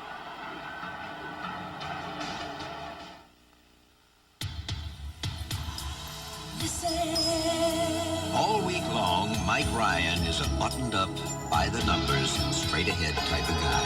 But on the weekend, Mike likes to get into his Quad 4 Chevy Beretta GTZ, find a twisty road, and put it all behind him. Nobody's winning like the heartbeat of America. That's today's Chevrolet. Overcoming obstacles and fighting to the finish are what football and life are all about. That's why reading good books is so important. Books can motivate and inspire. They can help you identify your goal and then show you ways to go about reaching them. The Library of Congress suggests 2 books which, by the way, have been important to me. Travels with Charlie by John Steinbeck and Run to Daylight by Vince Lombardi. Take it from me, John Madden. It will be worth your while to read more about it. The official CBS Laugh-O-Meter proves that Monday Night Comedy's going off the scale. Make it easy, sweetheart. That's the kind of guy. It's a non-stop laugh-a-thon Monday night, all night. Mighty good. Gauge the laughs with Murphy Brown, followed by the famous Teddy Z, Designing Women, and New Heights. I think it's pretty funny. It's wonderful. Get ready for comedy you can measure. Y'all can just go ahead and laugh. Monday on CBS. Tim Brandt along with Dan Jiggets at Texas Stadium. Dan, you mentioned a few minutes ago the 13-point turnaround because of the mistakes and the big plays, the mistakes by Dallas, the big plays by San Francisco, and they now trail, Dallas does, by 10. What do they have to do to get back into it? Well, I think that the one thing they have to do is go back to what really got him in the ball game in the first place. That is Steve Young throwing short to his receivers, running the pick routes, and then getting out of bounds to save as much of the clock as they possibly can. They give themselves an opportunity, if they have to come back, to get that second touchdown. It's going to take some big plays now. We may even see a couple of unusual wrinkles coming out of the Cowboys. This is taken by Thornton Chandler. The up back to the 25-yard line. Let's take you back to New York now. Brent Musburger. Brent? All right, Tim, a little breathing room for the Giants. Phil Simms, second touchdown pass of the day. Odessa Turner. He's becoming an outstanding receiver. And now it is a 10-point lead. 5 minutes again to go. Back to 10. They were working on Davis, Brent. Davis has had problems all year in man coverage. But you remember, Bill Parcells told us the first game of regular season that he felt, the second game of regular season, he felt that Odessa Turner was going to be an all-pro caliber receiver for him. Certainly it's coming true this season. He's having a great one. First down and 10, Dallas. They trail by 10. 4:48 remaining in the ball game, and Walsh is in trouble. He's nailed. The ball is still alive, I believe. There still hadn't been a whistle. Now they touch him. Well, the officials look confused. I think they were confused because they weren't sure if Walsh had started his throwing motion already, had the arm come forward. That's what they were confused about. It appeared that he had not gotten his arm going forward when the ball was popped out by Haley. They've got to be emphatic. They've got to either make a call or not make a call, or somebody's going to get hurt. You're exactly right, because everybody's running around thinking the ball's live. Half of them think it's live, and half of them think it was dead. There was no whistle that I could hear from up here until he was finally touched. The ruling on the field, that's a fumble. There was certainly confusion. Players were standing around. They didn't even go up to touch the recovery that Haley got. Or Haley made the hit, rather. Watch Walsh as Haley hits him. That's the key. He gets in a little trouble early because there's a nice pass rush by the 49ers. Now, the key is to watch, had his arm started forward. It had not. When Charles Haley stopped his arm as he tried to throw the ball forward, his arm stopped, and that's when the ball just kind of popped out of there. Watch, here's another angle. Let's see when Walsh's arm starts forward, if it ever starts forward. Haley comes in right there, and the ball springs out right there. Haley's shoulder drives up into Walsh's arm. He locked his shoulder. But I'll tell you what, from his wrist on up, maybe even from the elbow on up, is still going forward. But it's the so shoulder. What's the call? The shoulder's got to come forward on that. That's being explained right now to Jimmy Johnson. He's hot. Jimmy Johnson will never believe that one. Again, watch the shoulder. The shoulder's got to start up. The throwing motion has got to start down the field. See him cocking the ball, but it never really gets out because of Haley. Again, hitting that arm and just kind of bouncing it up. It's a close call, but it's one as an official you got to make down in the field. Certainly it's being reviewed. Cal Laporta's in there. See him with the glasses on taking a look at it. You know what, Dan? Everybody on that field, though, is taught, when in doubt, still go full speed. They should have gotten to the ball and touched him anyway. That's right. Until you hear the whistle blow, you go. 4 minutes, 37 seconds remain in the ball game, and Jimmy Johnson is really hot. His team has played well today. Well, in order for the replay official to reverse it, it's got to be definitive. And it's tough to say that that's definitive, that it was indeed not going forward. So here we're going to take another look at it again. Watch to see if you can see Steve Walsh's shoulder and throwing motion start forward. Granted, he cocks the football right there, but Haley pops it out just as he's got it back and getting ready to come forward. And the ball is live. That's a fumble. Cal Lepore is the replay official. That Pierce Holt, number 78, who made the recovery. The play stands and the way it was ruled on the field is a fumble. You get the feeling that Ben Dreith almost feels like he's being challenged, and he doesn't like it. He's being challenged by that man, I'll tell you that. San Francisco still owns the fourth quarter this year. It's been their most prolific quarter, 10 points to nothing against Dallas here today. This is Rathmore. Shannon gets there, along with Hendricks. Hendricks made the cut, Shannon made the cleanup. Been an awful lot of pressure on Walsh all afternoon, right from the get-go. He has been doing some running in and around the pocket, trying to avoid the rush, and then also trying to complete a few downfield, and you see the pressures there, the sacks, the hurries, batted balls, and interceptions, only one, and that's really the only thing that really turned the game around when you think of Homo intercepting Walsh, and then the 49ers really going ahead with that touchdown. And if you're just joining us, it was a touchdown after the interception, and there was also a blocked field goal, which was returned by Jackson for a touchdown. This is Roger Craig. As a first down, Horton trips him up. 3:45 remaining in the ball game. It's 24-14 San Francisco. Scoreless first quarter, 7-7 at half. Back and forth in the third period. And it's 10-0 here in the fourth. 24-14. Roger Craig starting to pick it up. 62 yards now and 17 carries.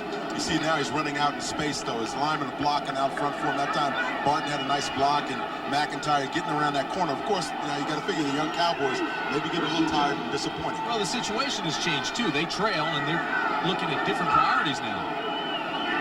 They spread things out. They have to stop the ball, get it back. Ball's loose. And San Francisco gets it back.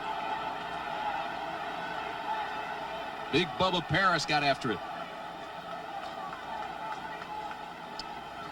George Seifert doesn't look happy, does he? No, he doesn't, because I think he still wanted his team to play a little bit more effectively in the second half, but understanding the fact that the most important thing is to win the football game. Steve Young appears that he just didn't get that snap out. It was flicked out just as he was pulling his hands away. Appeared that he may have pulled out of it just a second too early on Jesse Sapolo. It'll be second down and call it 12.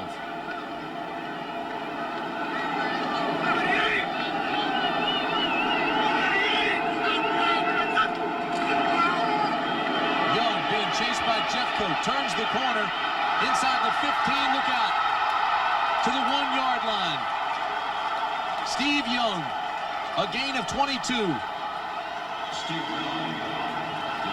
Got a nice block that time from Tom Rathman. As we mentioned before, though, Tim, the thing with Steve Young is the fact that when he gets to those corners, he can really cause some problems for the defense. This is what he does this time. He rolls out to his left.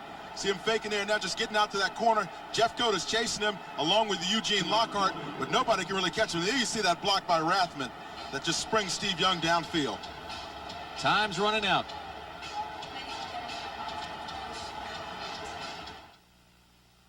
As Halloween approached, the Phantom of the Fridge struck again.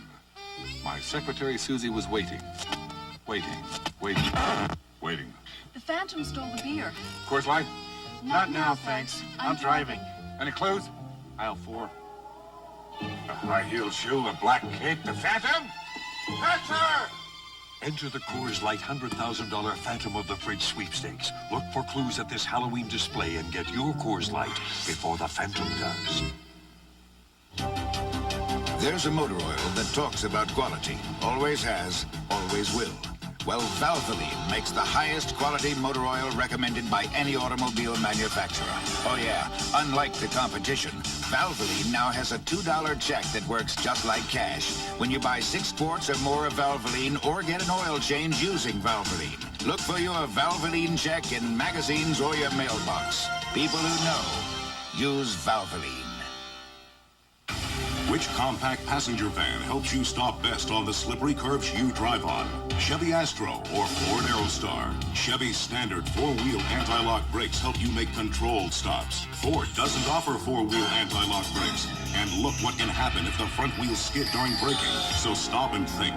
Chevy Astro gives you the technology of 4-wheel anti-lock brakes. Nobody's winning like the heartbeat of America. Today's truck is Chevrolet.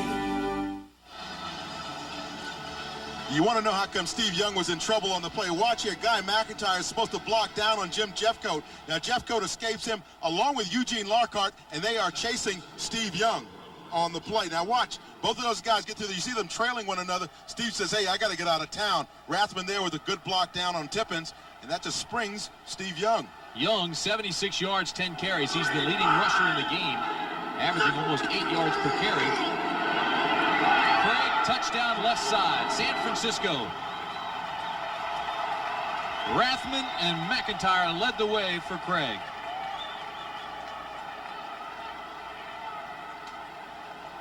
When you get down in the end zone and you get serious about wanting to get in there, you just run your fullback up in there on a little lead. Let Roger Craig follow him over there. Stutter step there. Good lead block by Guy McIntyre as well. And Roger Craig goes in standing up. That'll close the door and end any hope that Dallas may have had with under 2 minutes to play. Mike Kofor comes on. With that touchdown, Craig ties Ken Willard as San Francisco's all-time touchdown leader. And the kick is good. Roger Craig with his 61st career touchdown, and that ties Ken Willard. It's 31-14. Sir, McKittrick there talking with Roger Craig saying, hey, you got a good block there by your fullback.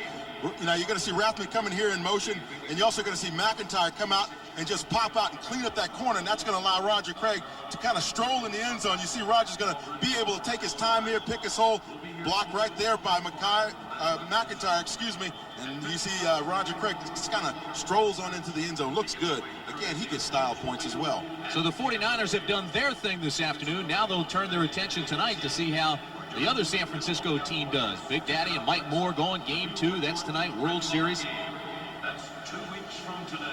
Keep in mind, throughout the regular season, the A's had difficulty against right-handers. I think of Baltimore right away. They swept Oakland in June. Right-handers with different speeds, guys like Schmidt, Jay Tibbs, Batista. Well, you know, the interesting thing, though, for the Cowboys, now you look at the score, Tim, and it is 31-14, but you start thinking about really how the Cowboys played in this ball game. They are really kind of establishing themselves. They're coming a long way, and yet and still the scores in their games are very deceiving because late in the ball games they'll start getting blown out a little bit. But when you look at the third quarter, and you look at early in the fourth quarter, they're still in the ball game. This is Derek Shepard at the 5. Out to the 24-yard line. Comes out of his shoes there. Tackle was made by Wesley Walls. Don't forget, coming up immediately after this game, the NFL Today, the post-game show with all the scores and highlights. Brent will update you on everything that's taken place this afternoon, and there have been some interesting matchups. We'll find out how that Washington Giants game turned out and everything else that's taken place around the league. Herschel Walker with a big day today for Minnesota. His first game there, well over 100 yards, career or season high for him. And that's the second week in a row that he's seen Green Bay. Last week he saw him with the Cowboys, and this week he sees him with the Vikings. Well, he has so many yards. He had a good scouting report. First down for Walsh. Complete to Clack at the 33. Tackle made by Keena Turner. One of the things that Steve Walsh does very well, I think, for a young quarterback is a 2-minute drill. Again, it's another growth opportunity for him here in this situation, working against the world champions. That was the 4th catch of the afternoon for Clack.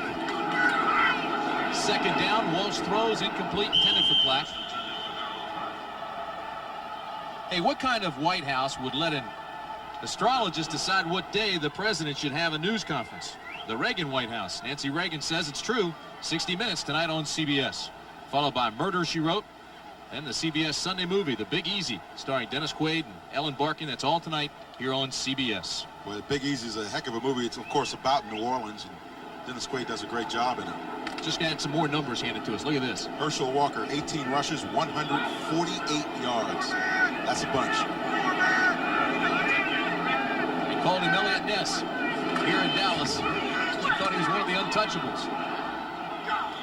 Incomplete. And Everson Walls told us that the untouchables indeed left with Elliot Ness. That's right. He originally was telling folks he was one of the untouchables. It was intended for Kelvin Martin.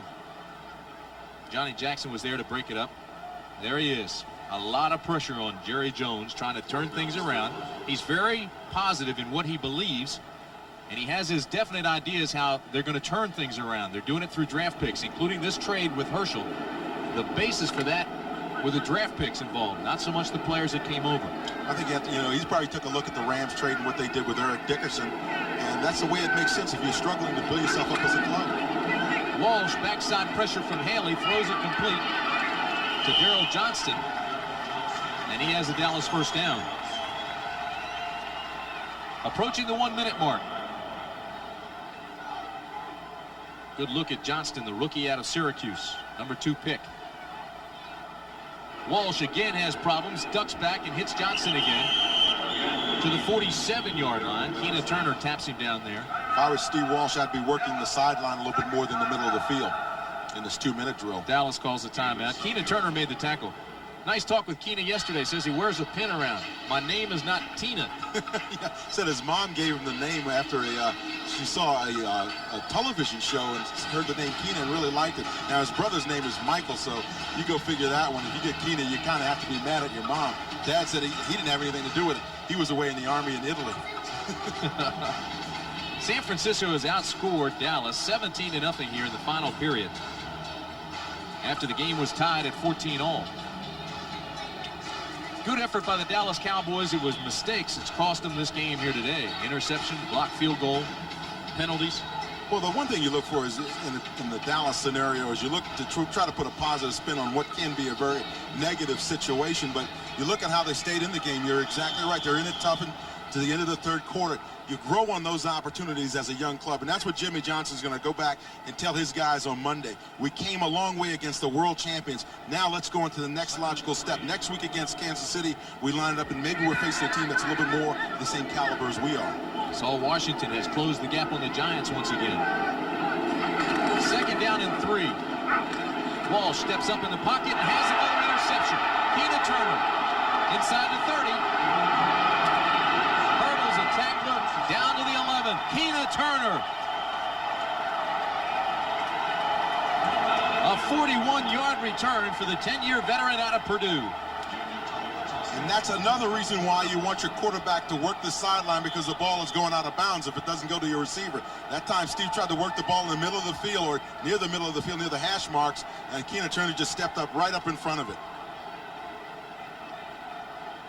There you see Keena Turner, number 58, just steps right in front of the receiver and takes off with the football. Nice interception. He there, though, he kind of sat back in his zone and just waited his time and stepped in front of Junior Todd-Latasi and made the interception. Todd-Latasi never came back for the ball. No, he sure didn't. And the 49ers, I assume, will just melt the clock, because I see Jerry Rice go all the way back to the 26-yard line in case there is a fumble. The coordinating producer of the NFL on CBS is Charles H. Milton III. The producer of today's telecast is Bob Dekas, directed by Mike Arnold, and the executive producer of CBS Sports is Ted Shaker. Our statistician today, a good one, Chuck Gardner, and our spotter, Bill Breslin.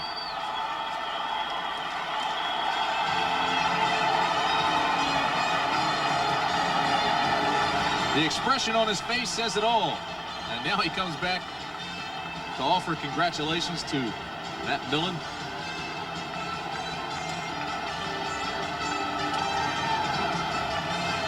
George Seifert, first coach in 21 years to take over a Super Bowl champion. And he's now 5-1. And people say anybody could have won with this club, which won the Super Bowl, but it hadn't been easy. He had holdouts, contract problems, the McKyer problem. McKyer will probably be traded. It hadn't been an easy road for this man. It certainly hasn't, and they've had to make a lot of adjustments with injuries and all of that, which naturally comes during the course of a season. But George Seifert is a guy who has both feet on the ground, very solid guy, kind of quiet, a little bit different than Bill Walsh in that sense, but really has his team headed in the right direction defensively as well as offensively. Well, it's going to be a big week. The trade deadline, 3 o'clock Tuesday afternoon. And these two teams certainly will make some of those. Post-game show coming up next.